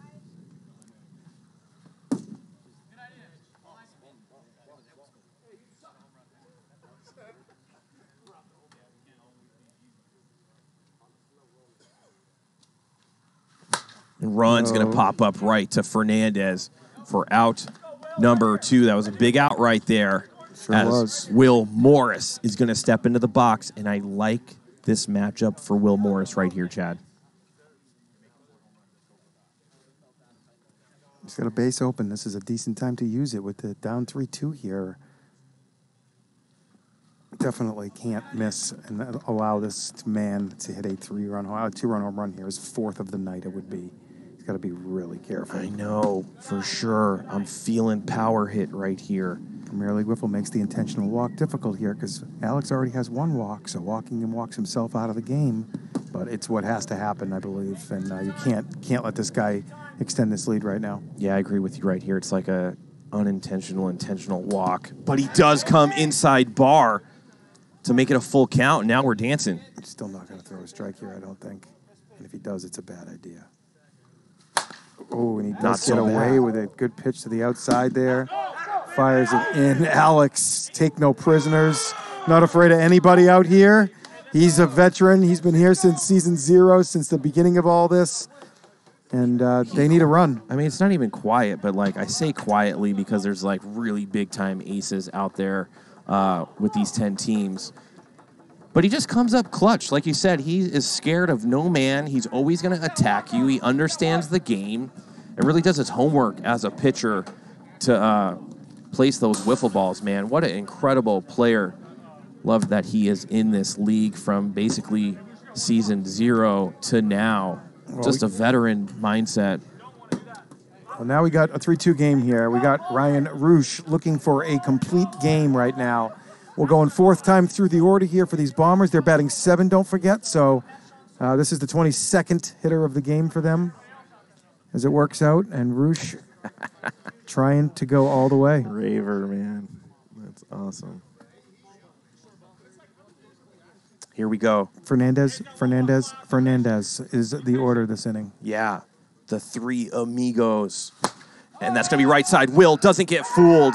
Went right to left on that one, but he stayed with it. Good piece of hitting by Alex, but Wil, right place, right time.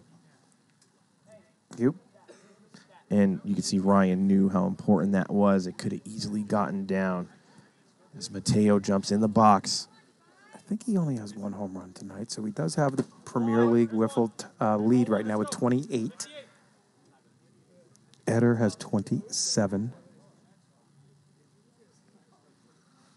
That's crushed with exit velo of 87. Just a base hit, though, right at Morris.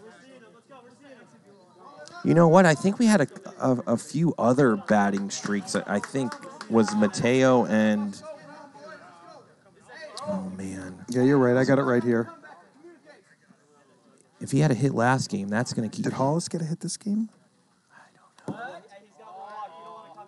Mateo and Max, 11 and 10, respectively. They both extended those times 2, I believe. So that's 13 and 12 for the brothers. I think Max has a hit this game, right? I'm pretty sure he hit one really hard. Oh, yeah, he hit one 6 miles. Yeah, they both have a hit this game. So they're going to extend that. 1-2 count. Oh, and he gets him on a low inside turf ball for out number 2. And Wifey Roosh has to be loving that. As her man, the father of their daughter, on the bump, talking about defense right now. 1 out away here, and this is very dangerous man at the plate. Bauer's going to, again, see Roosh for the 4th time here. Let's see what Roosh does after this conversation. They should consider 3 outfielders here as well. And they're doing it. That's what they're going to do. They're going to make sure that no clean double happens. As, listen, Trevor Bauer at some point is going to pop one off. Too hot there. Yep. Good pitch, though. Bauer, keen. As they say out here, he's got his brain dower on. Looked a little hot as well, and it was 60, Trench, even hotter than the first one. I'm surprised that Bauer offered at that, did not hit the pan either. I was going to say before this plate appearance, Bauer is going to have to show patience here as he goes to get the rosin bag trench. Bauer's got a little pool hall rosin bag over there. And that's cleared by PLW executives? I think it was. Roosh misses away. It's 2-2. He is one strike away from evening this series. And there's the bomb right there. There's the gauze, or what do you call it? Rosin. 59 again. Bauer unable to lay off these quicker pitches. Listen, Ryan could throw a pop ball right now, and he'd have Trevor swinging so early. Bounce it. Goes for it, but it's 59 again. Oh. He really hasn't thrown any pitches at 55 or under the entire plate appearance. The count fills. The drama builds. Let's see what Roosh brings to Bauer here. He kicks and deals. Bauer gets him in 58 in the turf trench. Yeah, not seeing Roosh too well tonight. The Cajuns take game number 2 with Roosh on the bump. Pitch is a gem. Not really nothing threatening too much. Only gives up 2 runs right there. Most amazing part of this league. We go from 13-11 to 3-2. Nothing really changes. The conditions are the same. And you never know what you're going to get out here. You know, it's like a box of chocolates. And we'll see you in 15 seconds for Game 3. You liked that one, didn't you?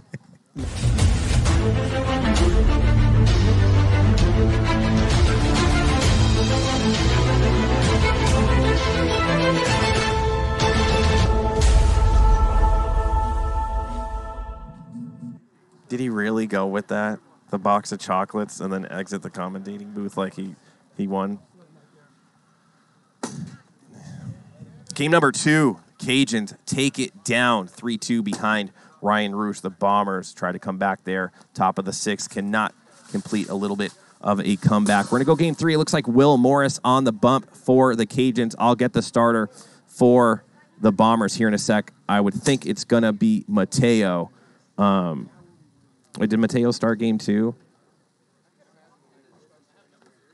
I forget. Harley, can I get Game 3 starter for the Bombers? Thank you. Make sure you get your wiffle ball points in when you do know the starters. All that makes a difference. You don't want to just jump on some wiffle ball points because you're getting all antsy. Justin Grenier on the mound, which none of you would have thought that. And that changes things up. Make sure you get those in. GK, yeah. He tried to drop the mic on me. But, I mean, that's old. That's an old one. And, didn't work out for me. That wasn't that funny. But Friday Night Wiffle, game number 3 coming. Who wants it more?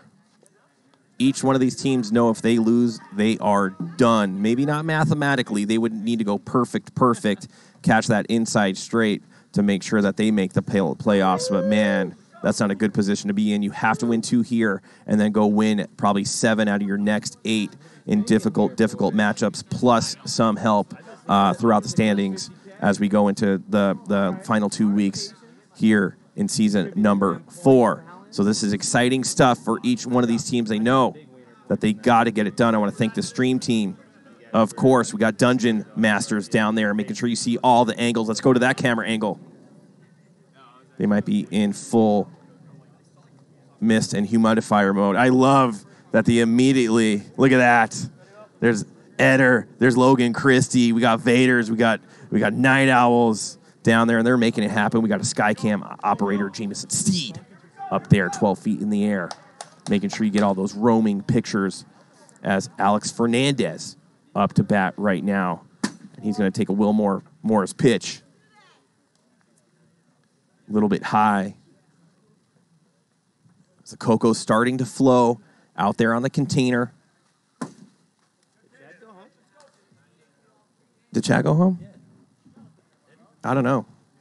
He just keeps going in and out of the commentating booth.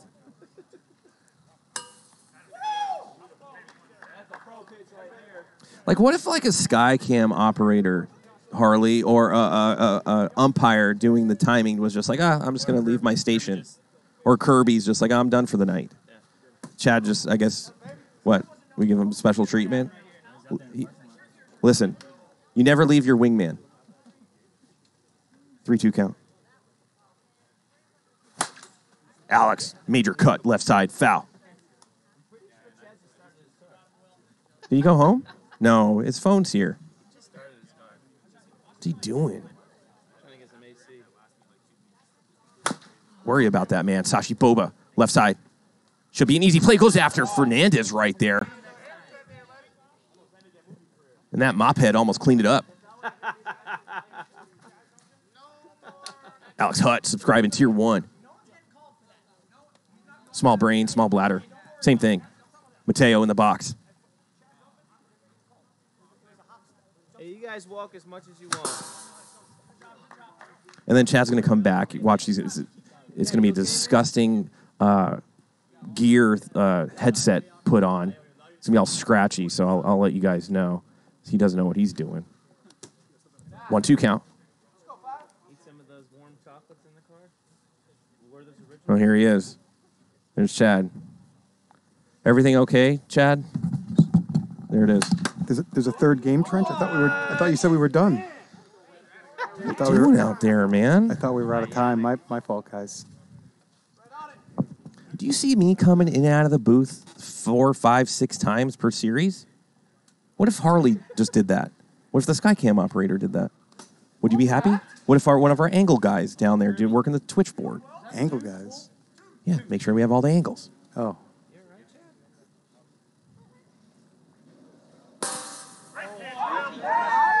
Morris looking good here early. Yeah.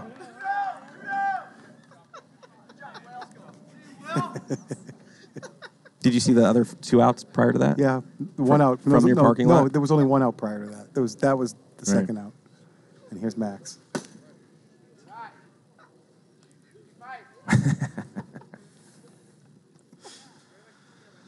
Oh man, game number 3, all on the line for both of these teams. They have to know this. Yep. That their PLW playoff is hanging on by a wire. Yep, this will a put thread. Them tied with 24-24. The winner of this game will be 24-24, tied with the Night Owls for 6th. They have the tiebreaker over the Night Owls, so they will be holding that 6th seed. 1 game behind the Vipers, which is really 2 because they don't have the tiebreaker with either. So with 6 to play, the winner of this will need to make up 2 games on a very strong Vipers team or 3 games on a very strong Snappers team or Legends team. Oh, and Max gets caught with a 52-mile-an-hour off-speed kind of, as Wil Morris is dishing, and that's a good start for the Cajuns as they're going to try to roll that momentum here in game number 3. Chad, in 5 seconds or less, and there you are. You know what? Congratulations, man, that you didn't have to go into junior high or high school because you already knew everything that you needed to know in life. Kudos to you, man, but in under 5 seconds, tell me, who do you think's going to win this game? This game right here, I believe that the Bombers will find a way to win. Okay. Oh, the monitor. I think they might get down here, too. I think they might go down a couple of runs, but they're going to fight back, as they have many times this season. Grenier has left the building, though, Trench. Grenier. I know he has. He's on the mound, dude. Oh, Shirley left then. Shirley. I couldn't tell Shirley's never... I don't even know if he's been here. That's what... All right. I couldn't tell which 6-foot, white guy left the building. I saw somebody get in their car. What? Whoa. Say goodbye. What are you saying, man? Like, seriously. Shirley has left. Grenier is on the mound. What's wrong with you, I'm Trench? sorry, PLW Nation, about Chad there. It's not my fault, Trench. I get it. I like him giving Grenier the start here, though. Were you hanging out with Levi in the parking lot? No, I don't talk to him. He's suspended. Got those heebie-jeebie eyeballs going right now, Chad. You're scaring me, buddy. It's good to see Justin on the mound here. It is very good to see him on the mound. You didn't even know he was here. You thought he left the building. That's why it's good to see him on the mound. I thought he wasn't here, and now I see him on the mound. Oh, man. You forget how powerful Leday is, too, because he has such a soft swing. But, man, he generates all that inertia. Too high. Tough play. Alex Fernandez ranges behind second base, makes that play. Hollis screaming for Alex to go grab that one. This is when GK is like, Trench, spell inertia. All right.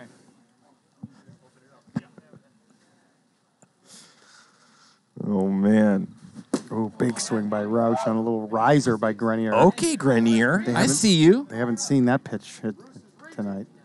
A lot of wiffle ball points coming in the game number 3. Grenier, natural athlete, stud baseball player. In his late 20s, I believe. Capable of dominating this league if he had a little bit more time, and an MVP-type player here. Grenier this season, 13 2/3 innings coming in. 1.39 whip in those 13 1/3, so he's not put many guys on base. That's going to be somebody a problem. on base. That stayed in the yard, though. The conditions have calmed a little bit, though. That was gone for sure an hour ago. Yeah, I mean, that's the furthest part of the park, though. Really difficult to get it way out there. Roush has a ton of doubles on the season. I have those numbers here, too, I believe. You should have been a doctor. I can't see anything that you're writing there. What are the numbers? Doubles, Hicks 19, Couts 18, Leday 16. That was coming into tonight. I'm not sure if Leday has any doubles, but Roush had 14 in 5th place, and he has at least 2 tonight, so the league leaders are spreading apart here.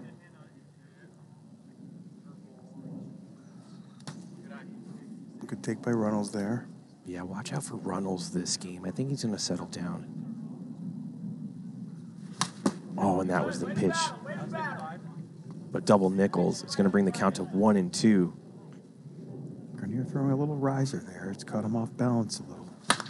Should be an easy play. And there he is, flashing again. Yeah. Either go for it or just let your defenders do what they need to do. It's hard to feel from the mound where, that ground ball is exactly going. You always feel like it's going towards a hole. That one was going directly to Alex Fernandez at short. Grenier realized it in time, let it travel. Didn't distract him. Looked a little hot there, and certainly at 59 is Wil Morris. 26 walks coming into tonight, leading all rookies by a good ways. That was a really good eye by Morris right there. All the best hitters in this league also have the best eyes, Trench. Leday, Sansone, Hicks, Chen, Dodos. All those guys have fantastic eyes. Dodos doesn't show as much. I don't know what happened right there. Was timeout called? I don't know. Dodos not as much because he puts everything in play. It doesn't take long for Dodos to get a ball into play, so you don't see as many deep counts from Jim sometimes. As soon as he sees a strike, he's hammering it. New batter up there, guys, 0-1. First and second, Devlin rolls one over. Easy play for Hollis down there. All these Gold Glovers have kind of stumbled a little bit over the last couple weeks, and every, fielder out here this season has been almost human, except Hollis. I think he's got that Gold Glove locked up. He's been insane this season, making pretty much every single play. A couple errors, of course, but he is so reliable down there.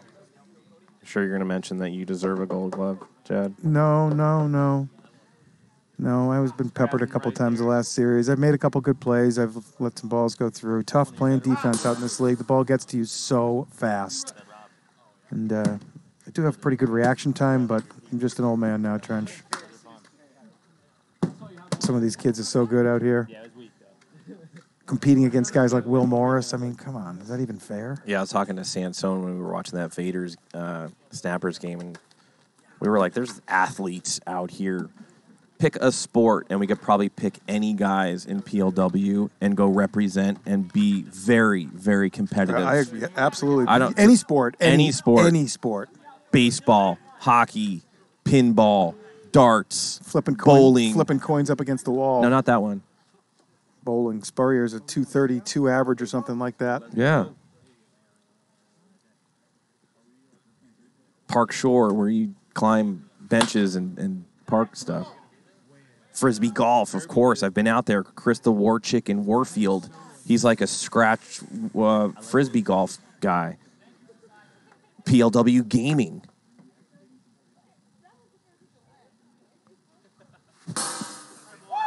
Good pitch by Morris there. Blows it by Bauer. Don't see that very often, a pitch up in the zone like that.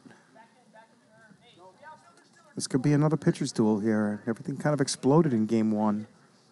Since then, everybody's kind of settled in here. Hollis had a couple of homers in Game 1. See if he can get a little something going here for the Bombers. He's been very patient tonight, getting up in the count pretty much all night. I knew he was coming to play tonight, man. When I saw him in the parking lot, I was like, he's ready. He's ready to go. As Wil Morris throws a dart at 55. 1-2 count. Here, top of the second, game number 3 in a mega matchup.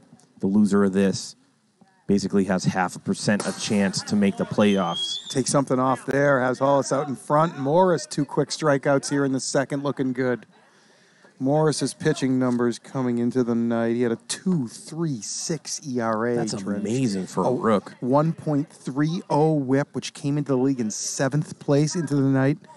As I mentioned the WHIP before, the 3 guys had separated, and then these 4. How many innings, Chad?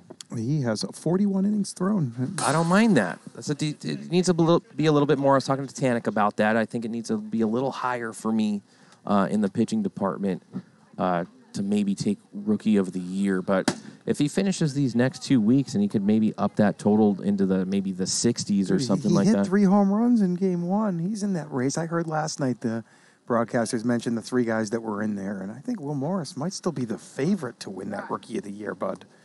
I think he might be the favorite. I'm curious to see the reaction of Kyle Etter in the dungeon cam right now. He's not liking it at all. Wil Morris's offensive numbers are extremely good, but his pitching numbers are through the roof, and he's been a full 2-way player, and the only rookie that's really done so. And it's going to be a really tight race, depending on how. Uh-oh.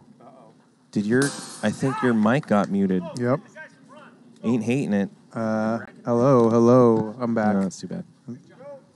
It's going to be, depending on how the voters view those pitching numbers. What happened there? Just probably a glitch in the transactional. Okay. We're good, though. Inning over. Zip. We go to the bottom of the second. Both these teams need this game bad. Look at Etter. He's like, I'm the Rookie of the Year. It's me. Vader's Nation. Look at that. He's saying it's tighter than Etter realizes. It's tighter than Etter wants it to be. Let me see Morris's offensive numbers, adding those 3 bombs. He came in hitting 283 with 13 homers, and he's got 3, so now he's got 16 homers. Etter has like 20-something. 26, yeah. Listen. You don't think that Morris's pitching numbers are worth 10 offensive home runs, 43 good innings, a 2.3 ERA? I know, it's going to be close. But I got to give the nod to Etter right now. His defense, clutch hitting. I mean, he's only not been on base twice this year. We've played how many games so far? How many games? 48. 48 games. And for 46 of them, that dude has been at least on first base. Fight me. Right now, Kyle Etter's Rookie of the Year. I've been on base exactly 2 games this season. Covering Etter and the 2 he missed. Good. And as good as Mark Tavano is putting up, he has big RBI numbers. Of course, he has that big lineup up there with Hicks and Tanik and whatnot, and so does Etter, no doubt. But Wil Morris has about 180 plate appearances, and it's Nathan Roosh to the right side. Goes after that light post like the natural. You know how hard it is to be an effective pitcher as a rookie in Premier League Wiffle? I've said it's impossible time and time again, and he is top 5 in ERA, top 5 in WHIP in the league right now. That's pretty incredible, and he's going to have 50 innings pitched by the end of the season, which is a good number for a rookie. 200 plate appearances he should get to here. Up the middle there. Nathan Roosh. Double? No, maybe yes. Tried to go into that slide.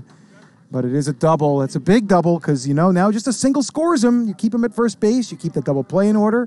Still an extra base hit or 2 hits to get him home.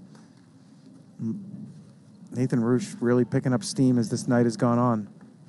Get him back to second base. Where is he going? Time. I think he was just saying, Mateo, you okay? 6 feet from the bag, Nate. As Andrew Leday up to bat in a big spot, no outs. Do you want him closer? Oh, no. I think Justin... Same spot as last time. That's how the game started, Trench. He robs him again. This play a little easier than the one earlier in the game. Incredible. I saw it as it left Justin's hands. I thought Leday was going to get a little bit more under that one. Here's Ryan Roosh. Looking for a base hit, and there it is. Going to score the first run of the game here. Not being able to knock that ball down into the wall. It was a tough play, but big difference, and that run's going to score here. And 1-0 Cajuns. It's been all Cajuns since that Bombers started game 1 out 10-0, and since then it really has been all Cajuns. They finished that game 11-3, and then 3-2. So yeah, but not like we're manhandling the Bombers. Basically, it could have gone either way that game too, right? Certainly, but the Bombers scored 10 runs fast tonight, and since then have been pretty quiet. Runnels jammed. He's hoping for a miss, but he doesn't. What a play by Grenier. Yeah, quick, soft hands, really smooth there. Kept his body and head under control as he was diving, which is really important, and was able to have that ball stick to his hands. Here's Wil Morris. Look out here. Let's see what PLW Nation thinks. Let's get a Rookie of the Year poll up. Let's get it to Eder, Tavano, and Morris, no? Are those our 3 candidates? And Ryan Murphy. And Ryan Murphy, as Morris gets a couple more votes on that 2-run shot. He's going to be the Rookie of the Year. He is. He's just going crazy, and he might. It's going to get close, though. He's really closing that gap on Eder. Yeah, I got him in the lead right now, Trench. His pitching has been incredible, and he's been a two-way player, which we haven't seen in Premier League Wiffle in any of the last 2 seasons from any rookie. And Bombers are going to make a pitching change just like that. Oh, I said you got to be careful here, Trencher. It could be 3-0 just like that, and look what happens. And now we have to. Bombers got to dig and go back to their ace and Max. They got 2 aces. It's really been Alex and Max, 1A, 1B all season long.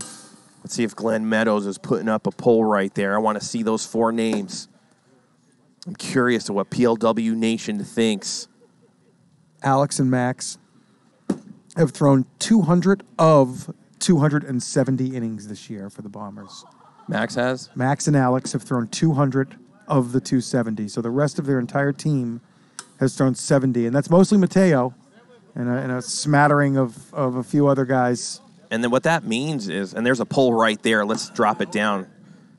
I guess we know it, but if you can, so we could see who's betting on who. And right now, Kyle Eder jumping out to a lead, even after that 2-run homer by Wil Morris. Cody Runnels having trouble. Ryan Murphy's just not known in the league quite yet. His numbers are a little behind. He started a little late and got off to a slow start as well. But he's on fire. He heard we kept Taylor Briner under wraps for the Lightning for 6 games. We didn't keep Brian Murphy under wraps, and he's exposing himself to PLW Nation right now, providing some protection for Briner as well, which is not easy to do. And when you know I have to go after Taylor right now, Murphy's even hotter on deck. It makes things a lot harder facing those snappers. Why they're 21-9 in their last 30 games and right in the thick of things. Yeah. Here's Max. Here's Devlin getting his first plate appearance of the night, I believe. Watch out for Max with this new screwball that has a lot of movement right now. It reminds me of TB7 quite a bit. Trying to keep that low ball down there. Max just hasn't mastered that pitch yet. Back to the batting cage drawing board with it. Tries it again and able to get it to screw as well. Really nasty pitch. Devlin just needs to lay off of that. That's at no time a strike, as you'll see here on replay. Just pouring in on him and never close. I also think Kyle Eder gets a lot of air time as well as he's playing on the first place Vaders. Oh. So there's a lot more maybe fans or people at home watching the Vaders' explosive offense. The Cajuns, though good, they don't have that monster. I think Brad called it Murderer Row. What do you got? What are you looking for? I'm voting for Morris right now here. There it is. It just went up 1. Was that you? Yep, I had to do it. I think he's been just so good this season, and Eder's been great on offense. Get those votes in, PLW Nation. There's a lot of you not voting still. We want to see that. It's 30-27. Kyle Eder in the lead. I want to thank my boy Steed up there. Give him my favorite camera angle shot from Skycam 1. Love seeing that. Morris trying to do it all himself here in game number 3. I wonder if Eder voted for himself, but Wil Morris is in the game and he can't vote for himself. That could be the difference between first and second place. Well, it's 31-31 right now, Trent. Right? I think Eder just voted for himself and broke the tie. 32-32.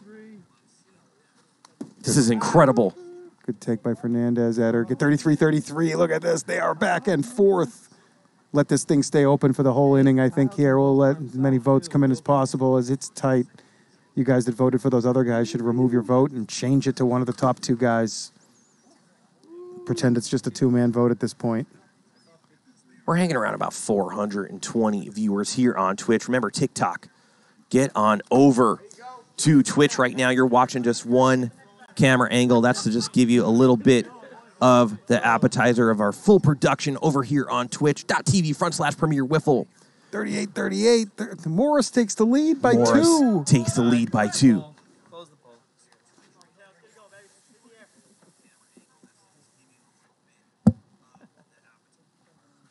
Is that your phone, Chad, on volume? It might have been. Mateo steps in the box here against Morris. Ooh, good pitch for him to go yard right there. Gets under it. Can't do much about that. 41-40 Morris. Everybody get those votes in. Let's see. Incredible. And Mateo goes yard. That's going to be a 2-run shot against Morris. And that's not going to be good for his numbers. 28th home run of the year for Mateo, I believe. Yes. No, 29th. 29th. Wow. Eder's got 27, not 26, I believe, as well. We said 26 a couple minutes ago.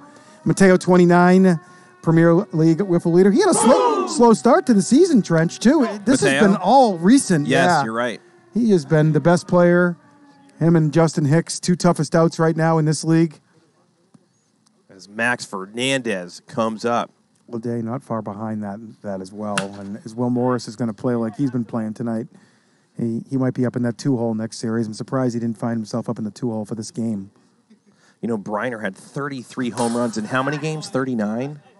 33 and 39. No, 33 and 42. And how many are we playing this year? 54. Right, so it's been harder to get home runs out there. We're going to be flirting with that record, but, man, what a job by Taylor Briner to hit 33. Of course, the pitching not as good. You could probably cough up 10 of those to just really Tier 4 pitching or whatnot. So not even Tier 4 pitching. It was a pretty windy summer, and that season was played in the absolute windiest portion of the year we could have found. And we started that right in mid-May or something. And Kyle Eder takes it by a nose. Wait a minute, Kyle Eder's the one that gets to close the voting down there, is he? Oh no, that's a smart man. Oh, I don't know about this. That is rookie of the year mentality right there. Oh man, Eder's messing with the ballots. Oh, that's had a lot of spin. Tough play, Morris. Good hands. Good hands. Power having a tough series tonight. Not making good connection. But a lot of people thinking Kyle Eder is the rookie as we have 2 outs. Here on the top of the 3rd, Bombers down by 2 as Hollis Hale up to bat. He's looking to do some damage with his thunder stick.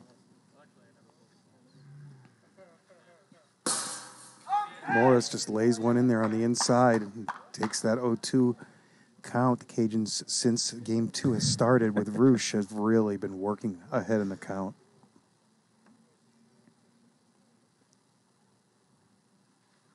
Oh, no. He could have turned on that. He tried murdered a little it. out in front of it, and he fouls it off of his foot.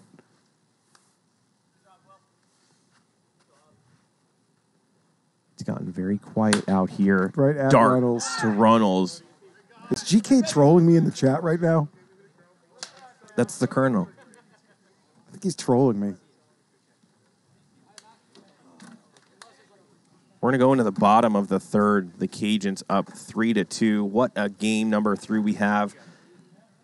They both these ball clubs know the importance of this game number 3. You cannot let off the gas. You have to win this one. Otherwise, you're about done to make the playoffs. And not only that, with 2 weeks left, you're kind of... Can either of these teams be in, the relegation talk? Oh, of course. Right? Well, yeah. Let's get that graphic up real quick. Whoever loses this is in 7th place or even 8th place. They're in a tie for 7th, 8th, and then go to the flip side of that, the bottom portion of the standings. And this is the important one for these teams as well as how would that work out, Chad? Don't get all crazy on the fans. Just, you know. Whoever wins this moves into 6th, moves the Night Owls into 7th. So after this game is over, it's Night Owls 7th and the loser of this game 8th. Those two teams would play a series. And then the loser of that series would play either the Lightning or the Warbirds, whoever ends up in 9th. Good job. It looks like we have another poll up. Will someone break the single season home run record? Yes, Mateo will. Yes, Eder will. Chen, Ibarra. No, Briner stands. What do you think? He's got 29 now. He's got 6.5 games to go. Can he get 34? That question asks if he's going to break it. So he needs 5 more. I'm going to say no. He's got He's ready. You think Briner's 33 is going to stand? He faces Santiwan and this next week, and then he's got to deal with Purdy the week after. So he's got some tough matchups. Yeah, that's who Mateo faces. And then 27 is the next guy in Eder. Eder would have to hit 7 home runs in his last 6 games. The Vaders have these 2 teams, Bombers and Cajuns. So it seems unlikely that Eder hits 7 in those 2 games, but he could do it. I mean, absolutely he could do it as Andrew Leday's looking at a 1-1 count. Chen would need 8 to do it. Well, every person that you're talking about could hit 6 in a series, 5 or 6 in a series. Yep. Oh, and Max takes one in the face. Man, that's going to leave a mark, man. That was a hard hit by Leday right in his oculus. Oculus? Yeah. Yeah, I mean, he's going to need a couple warm-up pitches as he got plastered right in the face. Where's the trainer? Yeah, we're going to take a timeout right here. Take a look at his lenses. A little shock to the system there. Yeah, we'll probably have to put some salt water in that to wash it out. Doesn't look like it's affecting his pitching as he's thrown 4 pitches right into the pan. Yeah, he's all Where's right. Bruce when we need him? We'd probably have him on a stretcher, get a IV bag, maybe some morphine or whatnot. I think he's lucky Bruce didn't hit that. What are you talking about? That was a laser beam. That was just a flick. He just flicked that in play. That was only going like 80, I want to say. That would have definitely broke your bone. Stevenson or Hewson would have hit that. Tanek, too. Tanek likes to hit it hard up the middle. You definitely have that bone osmosis or whatever, where your bones don't. They're very frail. Is that just my really slow swing? Yeah, look at 79 out was the exit velo. I said 80. That's a pretty good guess. I mean, What? Hey. 80's not. It's not soft, but Something's wrong with this radar. Just read 33. well, it was a ball, right? Right? And a lot of people are saying you should have a website called Osteoporosis Only, Chad. Really? It's good stuff there. Full count?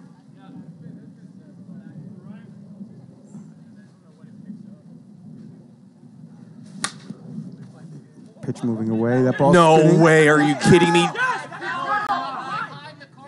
Look, there's going to be some chatter out of all these dudes. Patricus is all over that call. Patricus is my best umpire down here, Trench, and he's the first guy that I'm picking in this league to umpire a game, a big game, and he's all over that call down there. Ball went behind the batting carpet, and it's a dead ball when it does.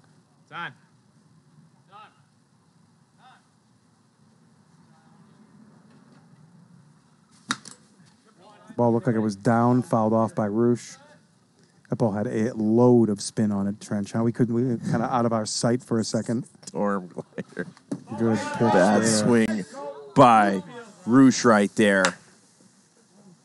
And they're saying Mateo's going to break it. Remember, he's going to get a couple more at-bats this game. Yeah, you're right. He could do it. What's that, David? You good? There's Cody Runnels. Kai on first, 2 outs. Cajuns nursing a 3-2 lead here in the middle of this one. Good pitch by Max. 55. And right now,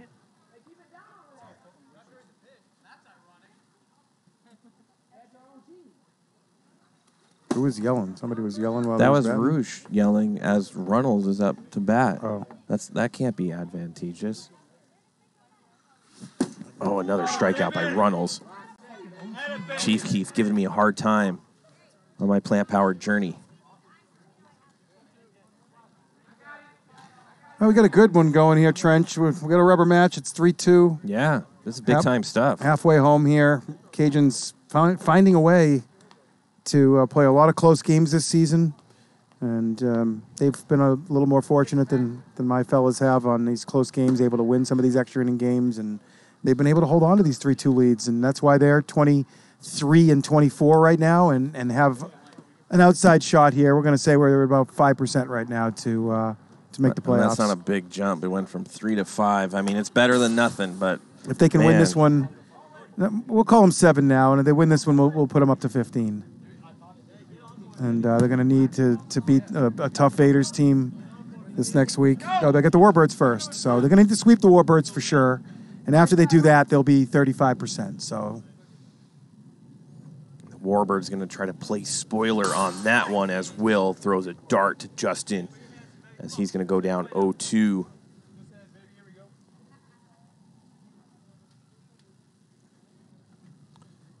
Ollie, welcome to the chat. Love having you in as Justin's going to try to go fence.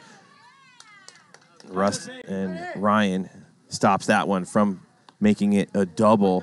But the Bombers start good. No outs here. Single by Justin as Alex Fernandez up to bat right now. well, without Justin, the Bombers are not going to be able to win the championship here. He's that piece that really puts this team together. Such a star out at shortstop and able to pitch a little bit, and just a monster at the plate, driving it hard up the middle constantly.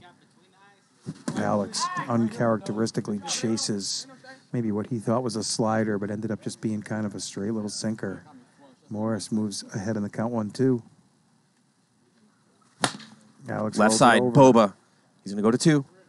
Runnels is going to take a shot at it. 5-2-1 here. Both umpires on the sidelines also signal safe, so all 3 watches over the 5 seconds. Remember, 4.99 for an out. We're combining 3 watches, though.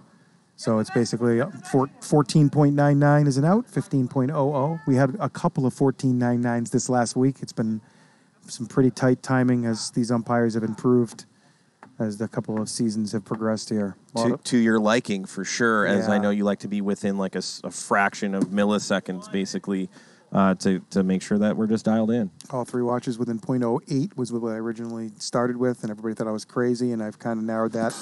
I'd like them within .06 on now all 3 watches, and when we have our top 15, guys on the watches, it seems to be on point. Ooh, Mateo lays off right there. Any lower, he's going to take a cut and take that league-leading home run. One more notch. But instead, Will gets him. Swing and a miss. Mateo not happy, going full samurai sword swing right there.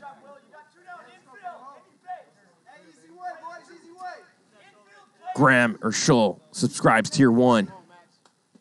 Amazing play. TikTok, get on over to Twitch. You got to catch the rest of this game number 3. And, of course, 2 weeks to go. And the rest of the season has Max Fernandez up to bat.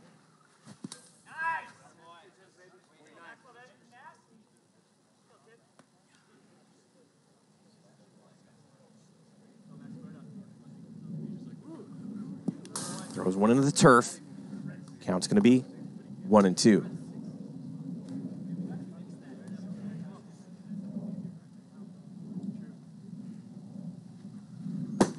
Good job by lowering his bat right there. Definitely don't want to take one on the bat for a foul tip. 2-2. Oh, and Max is calling tip right there.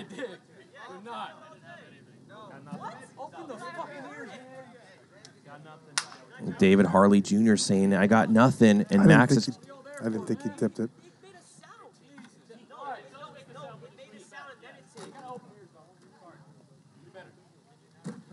You hear Max saying, you got to be better. And even Alex Fernandez is calling for that. Hey, it doesn't matter. How do you not hear it right there if I heard it? Are you the coach? Are you the coach? I didn't hear it. I didn't hear it. You can see Fernandez saying, what? Seriously? I didn't hear it. I didn't think he tipped it, to be honest with you. We do have headsets on, though, and certainly possible that we didn't hear it. Oh, man, in such a big spot. It's got to be audible. These guys aren't. Yeah, use it. David Harley and Matt Patricus over here, neither of them hearing a tip. That was, first couple seasons, that was a lot of arguments on those tips. And I'm not going to say this is an argument. Both umpires are on that call. Bombers are just upset. And it's how the ball rolls sometimes, Trench. You gotta refocus. I'm biased, man. I ain't got nothing. I ain't got no gun in the game. Harley saying, I got no skin in this game. I'm just the ump. Morris, again, up in the count tonight. He's really been working the count and getting to pitches that he can drive. Each team knows, as we were talking earlier, it is now or never. And that's why that, whether he tipped it or not, nobody heard it. Maybe he did, but big call. Really intense out here right now, Trench. This is about as intense as I've seen it all season long right now. Yeah, you can feel it right here. And Max immediately can't regroup, and he walks Wil Morris. And that's a big walk as Devlin Daniel. And if I'm the Bombers, I'm going to try to get him to roll over right to Hollis.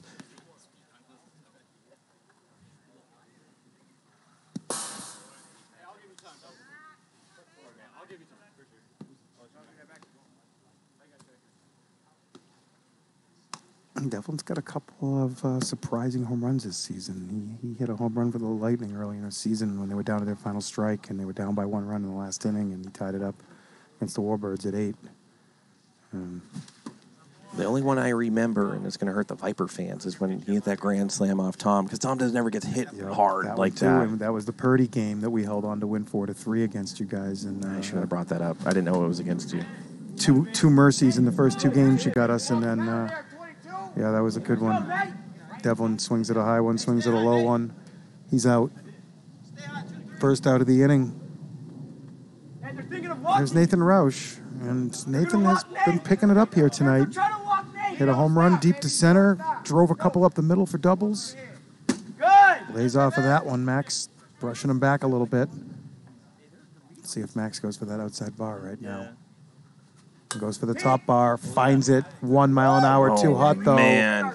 And it's going to be 2-1. Max slowly trudges after the ball. He's going to have to settle in. He already has 1 walk. Alex would be the next arm that we would see for sure. Max floats one in, not a good pitch, but Grenier, a good shortstop. That was a hanger, Trench, but he didn't get as good a contact on it as you think he might have. If he threw that to somebody like Morris or Leday, that would have been hit a lot further. Grenier able to jump up a little bit, make a good play, and here is Leday. I'd go no doubles defense right now, but they're going to stay with 3 infielders. Watch out for the middle of the field. Leday goes left side. It's just foul over there. Hollis ranges over. It looked like he might have had a chance to get under that Trench, and he kind of pulled up a little bit. Is he talking to the third base umpire, maybe saying, hey, get out of my way there? Wilson... I don't think Wilson was in his way, though. Big screwball from Max, really big. He's trying to throw his best pitch he has right now against the best hitter in this league right now. Goes for that screwball again, bounces it. Max working quickly, 2-2. Big pitch right here, Chad. Hands the slider a little. It's going to the wall, and it's off it, and it ties. Oh, the Cajuns attack on some runs here. Look how he waited on this. Watch this instant replay. Last second, he pulls the trigger. Bang! Yeah, Leday really good. There's nobody better in the game. Like I said, since he started playing wiffle ball in PLW, he's hit over 400. He's won the batting title once, probably was close to a batting title multiple times. He's just an incredible eye, incredible hitter, on-base machine, and he extends that hitting streak to, what, 23 or 24? 23, right? 23. 24. 24 this is game 3. Game hitting streak. 24. 12 away from Taylor Briner. He's going to have to wait till next season to get that, as he's only got 6 regular season games left. Playoffs won't count towards that streak. Max floats one in there. Roosh can't believe he missed it on 3-1. It goes to 3-2. Right on my knees. Look at this. Had him way out in front. Roosh fouls that one down. Cajuns looking for another insurance run here. Leday on second. Clean base hit. Just popped Mateo up. on the run. He's calling the ball. Good And that's play. out number 3. Damage done. Andrew Leday. Double scores a run from first, doing what he does. Yep, and the Bombers still 6 outs to work with here. Their season on the line. Let's see, we're on the relegation side. So who would I rather face? I think I'd rather face the Cajuns. I'm scared of Roosh though. He just gets it done, man. It seems like he's hittable, but nobody hits him. Kind of same thing with J-Dub this season. Man, what a season he's having on the mound, Jonathan Wilson. Yeah, the way he gave up 4 home runs in a row to start the game number 2 was amazing. That happened last night. I didn't see last night's games yet. That was Wilson that happened to? Wow. Man, I just dropped a bomb on J-Dub. He was at like 30 innings with only giving up like 1 run in his last month, and he was on fire. And I guess last night he gave it up a little bit Yeah, back to back to back to back to start the game. to start the game. Wow. But they won in an amazing Wow, comeback. what a game that must have been. I saw the end of that one. I got off a break at work and turned that on in like the 5th and saw Briner get the water dumped on him. As I talked to Sasai after the game, and he even asked me, he's like, what do you think right there? And I was like, you should have never went in the game, man. You cannot give a team like the Snappers any breathing room because they could put up 5 or 6 in an inning. That's exactly what they did. That was a heartbreaker, but they came back and destroyed him in game number 3. Obviously, there was 3 or 4 teams there rooting for a Vader sweep. Morris waiting for Bauer to grab a bat here. Bombers 2 innings to work with. Down 2 runs here.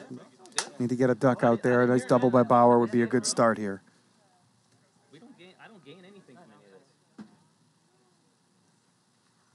of this. Ooh, comes inside.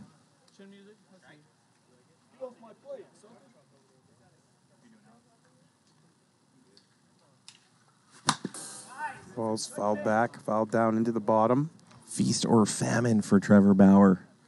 Yeah. Tonight it's a little bit. We knew that in week 1 when he went crazy, or week 2 he got player of the week, I think. And yeah, Goes that's after right. that low one once again. It's so crazy with Bauer. There's weeks that he won't swing at those, and then there's weeks that he does. And if he could clean up that portion of his game, and he still is a monster when he has these bad series. Sometimes has incredible numbers. He doesn't get down on himself. Even when he's 0 for 7, 0 for 8, he seems to still go up there with that same approach. You're right. That approach needs to be to see that ball up a little better and not be chasing all that garbage down there. 56. That was a tight-looking pitch from Morris there. Really swift-looking. 1 mile per hour over the speed limit only. Morris really developing here as this season has gone along. He kind of got thrown in the fire for this Cajuns team who was really shorthanded. Got drafted himself and Kiefer McClendon, and then they just tried to put it together with Nathan Roosh coming on board and a few guys left over from last season. Bo Evans contributed a lot to the beginning of their season, helped them out, getting them several wins earlier with his bat. I made similar calls against And the notch that Wil Morris has over Eder, of course, is his pitching, but he's not like some eat-em-up innings type of pitcher. This dude is a legit starter. This guy's good, you're right, and that's why I believe he's the Rookie of the Year. He is really strong on the mound. He's throwing a very heavy ball. He's like a little baby Stein almost with the way his ball's moving in, and once he gets to command that movement a little more and increase it, he's going to be untouchable. He clearly has a good understanding of how to work hitters from his minor league experience, and this kid's a stud. I wish I could have drafted him. I think Nick DeVilla in the 1 hole taking Josh Towers maybe wishes he could rethink that and he could have grabbed this monster here instead. What about that pitch, Chad? That's Hollis, and he's locked in. Again, only a solo home run. The Cajuns keep tacking on 1 more, and then they get it taken back away. Basically, If Hollis's balls had hooks on them, he would be decorating that pine tree like a Christmas tree during the holiday season. And Hollis, you're going to see a Euro step right there. Oh, goes full jam. Charles Barkley right there. Hollis having a good night at the plate. Just keeps decorating that tree, one wiffle ball after the other. Geez, the Bombers are looking to have a fourth guy at 20 home runs by the end of this season. That's Hollis' fourth of the night, I believe, and his 17th of the season. Might be his third of the night, third or fourth. Either way, he's got a couple of extra base hits That's to go his with fourth that. for sure. Yeah, okay. Justin barely missed. A tough play for Casey right there as he does bobble it. I never recommend the basket catch. That doesn't work out well sometimes. Yeah, when you're going back and sideways, it's tough.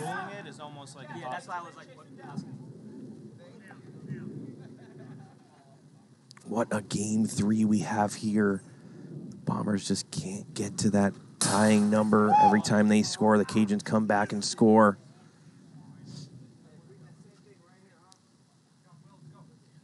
Morris, 4 outs left to get, nursing this one-run lead all the way home.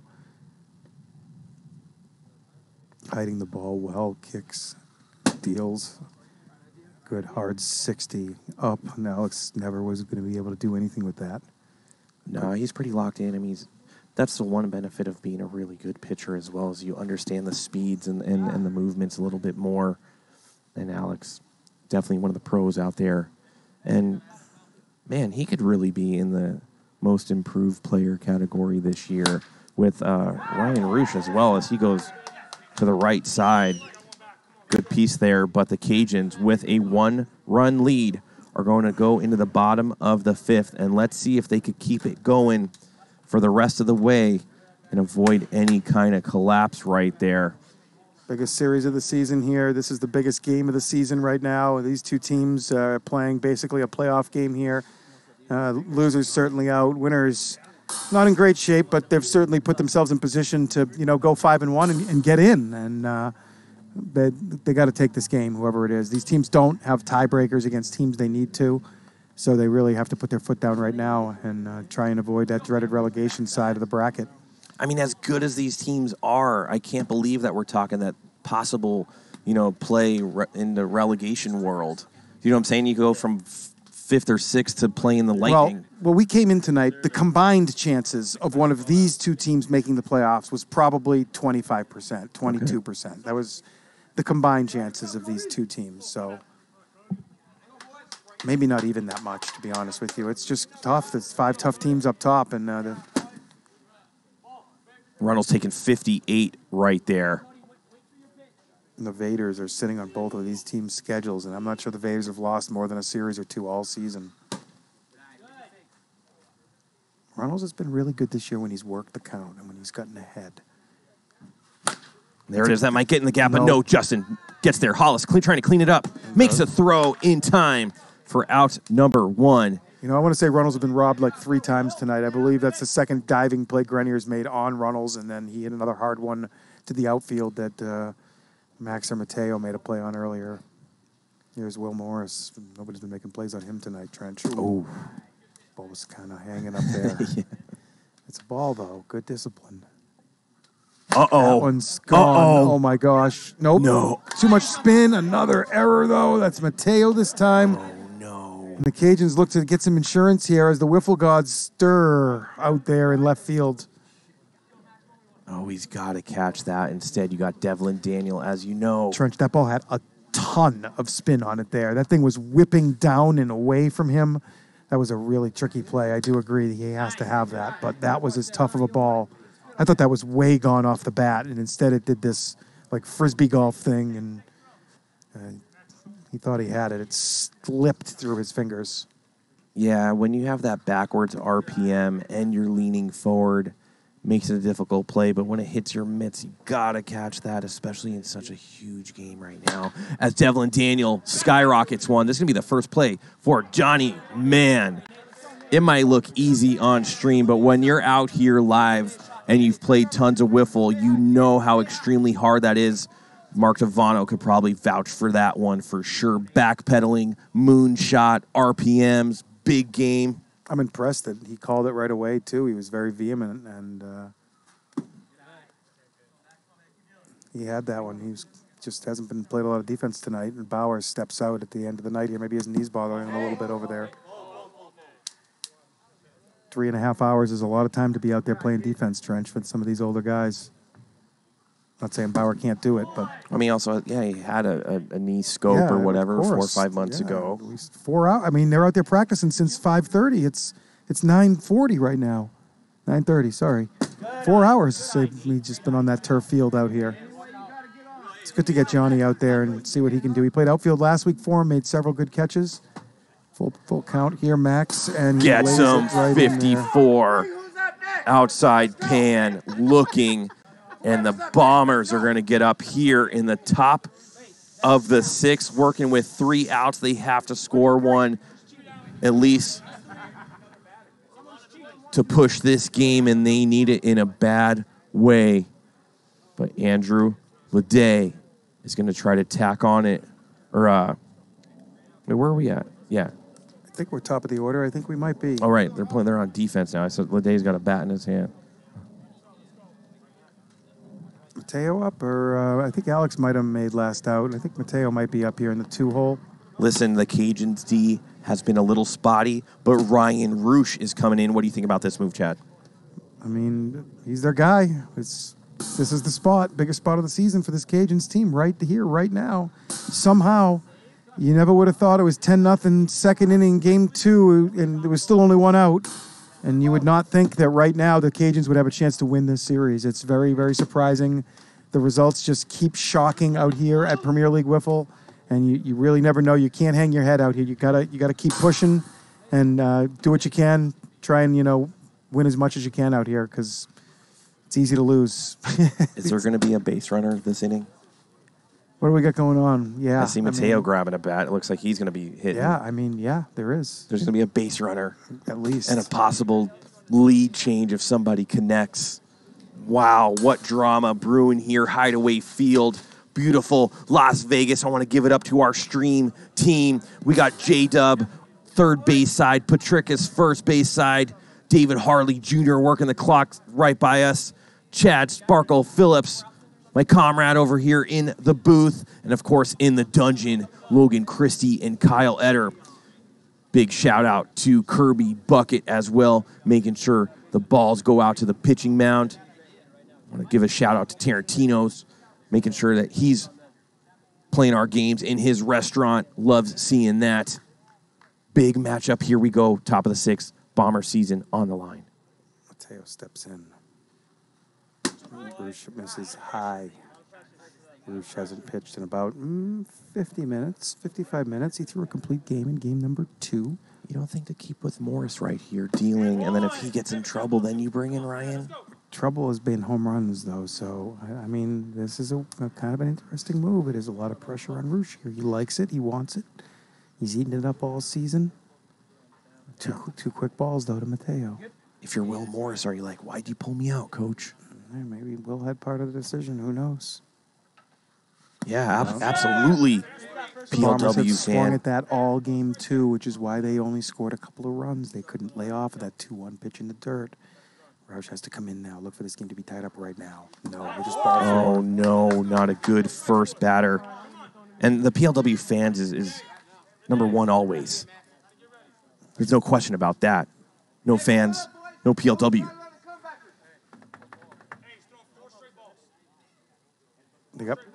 They got Max up there now as Hollis taunts pitcher a little bit. This game could go either way. And Ryan, you know what it is? Ryan is trying to find spots. And he's so worried about giving up a home run. There's a best pitch yet. He finds that outside bar at 51. Really nibbling here, Trench. Really scared to hang one, too. A guy with a ton of power and representing the go-ahead run here in the top of the 6th. And he comes back and bounces that one in. That bounce, you could hear that ting, but it's skipped in off the turf. Count evens. Listen, if Ryan walks right here, you're going to see Leday probably come in. You don't think Morris comes back in as... Don't you have to face 3 batters? Yeah, but Morris can no. Yeah, but if he walks 2, then he's Oh, done. right. Morris didn't walk out. He's available. Gotcha. Max can't lay off of that bouncing turf ball that Roosh loves to go to. Let's see if Bauer can. Bauer didn't fare very well in game 2 against this guy. Man, what a matchup we got going. Bauer having a rough night. Ryan been dealing. At some point, Trevor's got to break out, and it has to be right here. And if he does break out, it's going to be a home run and give the Bombers a lead. 3 outfielders they go to. Double play ends it. Home run changes the lead. Roosh kicks and deals. Great pitch to that outside bar. Looked a little quick. He's definitely going to play with Trevor a little here right now. There's no chance that this pitch is in the strike zone trench. No, you're probably going to see something way outside in the dirt. And he goes outside, and Bauer swings and misses. Tough series for B52 as Hollis, Hale, another mega matchup, and this is it. 2 outs here in the top of the 6th. Their playoff hopes on the line. All the marbles. Hollis goes for the rosin bag there as the Bombers have started. Oh, man, Chad Moore. You got to crowd the plate against. And Hollis is not afraid to crowd the plate. This matchup does favor him a little bit. I believe Hollis did have a little bit of success in game 2 against Roosh. But the Bombers only scored 2 in that complete game he threw. And wifey Roosh out there rooting for her man to close it out, but it's going to be 2-1. You're not going to see a cookie to Hollis at all. He has to come after him. 3-1, and all of a sudden, one more ball, and there's a runner in scoring position with Alex Fernandez, I believe, on deck that's having a decent game. No, Grenier's still. Oh, Grenier's still here. All 4. And he's done. Notice the Bombers, as this game got more important, they took Big Al out of the lineup. As I suggested before this night started, they've gone to the 6-man lineup, so Al has not... Listen, they go back to Wil Morris right here, who I believe they should have never left when you're in a groove like that.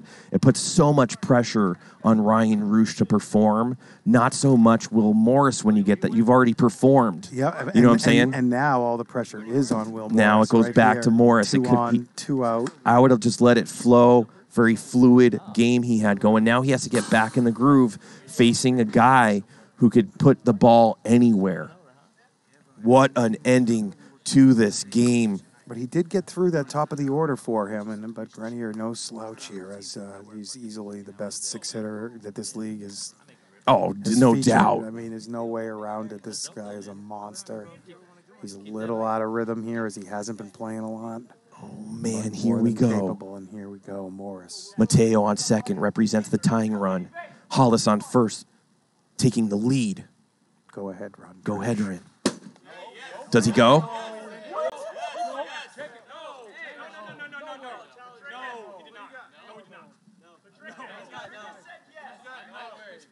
It's Matt's call. I don't. It's Matt's call. I just saw the bat. Let's see. I what we don't. got. I don't think he went. Oh, that's a good call, Trench. There's no That's a good swing. call. Absolutely did swing. He offered at think that he did? pitch. Watch him offer. I'm looking. He offered at it. So what is it? 1-1. Ooh, he offered. He certainly did. So what was it? A no pitch? What was that, Harley? A no pitch? Yeah, he went. Wow. He so went is correct.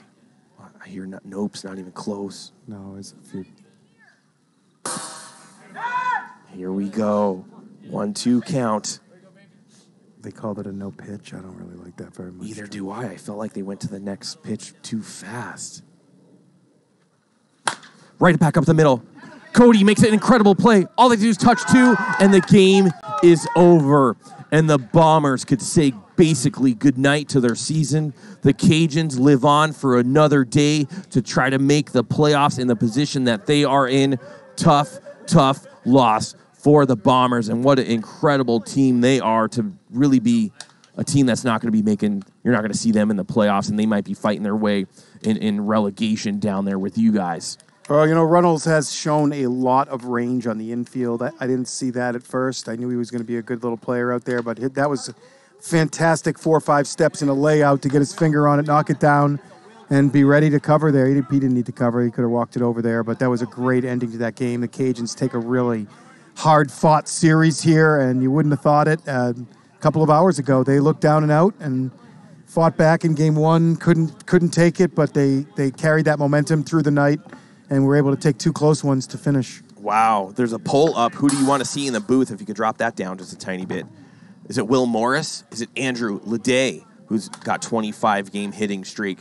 Is it Ryan Roosh? Is it Runnels? Is it Devlin Daniel? I think we're going to see Wil Morris up here as he's just kind of running away with the poll right now. What an incredible series that we had here to end. What week number is it? 16 weeks. Season number 4, 2 to go, and then playoffs. Incredible stuff happening here. We got big matchups. Monday night, the Vedas are going to go play the Bombers. Later, David. And then Tuesday, Owls, Sand Vipers. That's going to be a big one as well. Wednesday, Snappers versus the Legends. That's a big one there because the league needs somebody to sweep that. And if that goes 2-1, both of those teams should be safe. As long as you guys can get one game, I think we're looking you're good. Okay still. Who do you play in the last week of the season? The Ones. So that's a tough one. They're flailing a little bit right now, but they got plenty of talent and should be able to turn that around behind Chen and Couts. Wait a minute. Why does it have the Legends twice in a row there? Lightning? One of them's a Lightning, I'm sure. So then Lightning play the Cajun. No, because the Lightning play the Ones on Friday night. Yeah. That's a typo. Oh, okay. I'm going to have to talk to our graphics team, our editing department. Yeah. Yeah, so somebody's going to possibly Let's get a warning, maybe a suspension, pink slip. I don't know, but you can't have 2 Legends games back to back. rock, paper, scissors for the interview. No, you're just not very good. At rock, paper, scissors or at interviewing? Playing, coaching, you name it. Why, you really want to do it? No, I said rock, paper, scissors. That makes it 50-50, Trench. I'm not doing that live. Nobody wants to see that. How do you know? Can we have a poll for that? Wil Morris dominating. Go get Will. You've been in and out of the booth too many times. I can't grant you that. All right. Grant me what? Rock, paper, scissors or the interview? The interview. I can't. You're not worthy tonight of it. All right, that's fair. I'm not worthy. Thanks, boys and girls. I'll be back. You'll be back. I'll be back. And then you'll help break it down like you always do, right? That's not Chad's move. It's bye, boys and girls. Go to the parking lot, and old Trenchy has to put everything away. Isn't that what you do? Well, after a 3.5-hour broadcast, I just want to relax. You know, it gets tiring up here. Yeah, good for you. PLW is very exhausting. Yeah, it is. You want me to get Wil Morris, or you want me to just keep rambling? Nope, I want you out of here. All right, thanks, guys. That's what he does. Will. Don't forget your Ensure. Chad, don't forget your Ensure drinks. That's Chad Sparkle Phillips, everyone. But in the booth, watch out for your head. Wil the Thrill Morris. Let's get that headset on nice and tight. Keep the mic close to your mouth so you could be heard loud and clear. Biggest series of the season for you guys. Your playoff hopes by a thread. You get crushed in game number 1. You guys respond. You're doing well on the mound. Let's talk about that. A lot of people have you as Rookie of the Year. Do you feel that you're Rookie of the Year? Honestly, Trench, I really don't care. I want to make playoffs, dude. Like, we're ranked 10 preseason. I just want to give these guys a run for their money as a Cajun. Like, honestly, I'm going to represent the brand Cajun. I don't care about Rookie of the Year. I don't care about the name on the back of the jersey. I just want to make playoffs. Huge, humble pie slice right there. But you are devastating on the mound. You're not just a person that eats up innings. You're a legit starter. What was it like facing the Bombers team that was also fighting in the same spot as you, trying to just make the playoffs any way they could? I got to tip my caps to them. You make a mistake, they make you pay. I mean, first game, I don't know how many dingers I gave up, maybe 4, whatever, but you leave in the middle of the dish, they're going to hit it. So you got to work your tail off on the mound or the wiffle ball mat, whatever this is out here to get them out. So yeah, and then you come alive in the box. I think you have one of the best swings in PLW. Your form, your technique, your follow through. If I could make an emblem for PLW, kind of like NBA or MLB, it'd be your form, man. Perfect. You've just been crushing it lately. What's that been feeling like? It feels good. I mean, I feel like I'm kind of finally getting in a rhythm, and my approach is just there right now. I'm seeing it well. I'm figuring these guys out. My first couple at bats, so yeah, I'm just feeling good up there. Your guys' defense, not so hot tonight. I could recall probably 7 different times that a ball was in your guys' hands, dropped, whatever. That could have really, really cost you. You guys got to shore up that defense going forward if you're going to make the playoffs and make a run for the title. Yeah, I think so too. But hey, if we keep putting runs up, one more run than the other team, win the game. We win. You play alongside Andrew Leday. He's got a 25-game hitting streak. He is an absolute monster. What's it like playing with a guy like that? I've said it before. We run to the beat of his drum. He leads us, and we just we try to follow him up. Honestly, he's our leader. So game number 3, you're pitching a gem. Have only given up, I think, 3 runs on game number 3. You're still pitching a gem. You get pulled in that 6th inning. What was the move? Who pulled you? Did you pull yourself? Did you want to see Ryan? What was the strategy right there? Honestly, it's weird because I feel like everyone's on the same wavelength. I wanted Ryan to finish the game. Leday comes up to me, he says, "Hey, great outing," and I support any decision that guy makes. He's a veteran in the league. I'm getting touched up a little bit, so like I have no pride out here. My ego doesn't take a hit if I get pulled. Like I said, I'm repping the Cajun brand, so whatever's best for the team. Grush comes in. I think he walks the first 2 batters. Yep. Do you lose your rhythm? Are you like, oh, man, now I got to get back in the game? Are you poised to be one of those guys that want to come up in Clutch City? The way I see it, hey, one more out, we win the game. So just make quality pitches, and, the pressure's on them, on the other guys. With 2 outs, we just got to make pitches and not give them free bases. So, I mean, I've been in that situation before with my baseball background. So, I mean, with 2 outs, the momentum's on our side on that point. So I'm just going in there looking to throw some quality pitches and let my defense do the work. And Cody Reynolds, tip my cap to him. Great play at the end of the game. To close it out. Love hearing it. Everybody, Wil the Thrill Morris, they're going to try to make a mega playoff run. Good job. Go celebrate with your team, man. Watch your head as you exit the booth. Guys, give it up to Wil Morris. That guy is all about repping out his brand, the Cajuns. Oh. Look who has returned. Hello, everybody. What do you think about Wil Morris, man? Dude, he swung at all the strikes, and he took all the balls, and he worked the count, and he hit every single thing hard that was in the strike zone, and he's probably player of the week, I want to say. I'm not sure. I didn't study the numbers this week, but what a performance, and he literally willed his Cajuns to 2 wins there. Without him, they get swept tonight. Let's take a look at that graphic one more time before we get out of here to see what the playoffs are looking like at the end of week 16, I believe you said. Yep. And there it is. Number 6 seed goes to the Cajuns right now as they go to 24 and 24, tied with the Night Owls at 24 and 24, with a tiebreaker over them. So the Night Owls are the 7 seed. And then in the 8th spot are the Bombers, who unfortunately couldn't hang on to this series. They're at 23 and 25.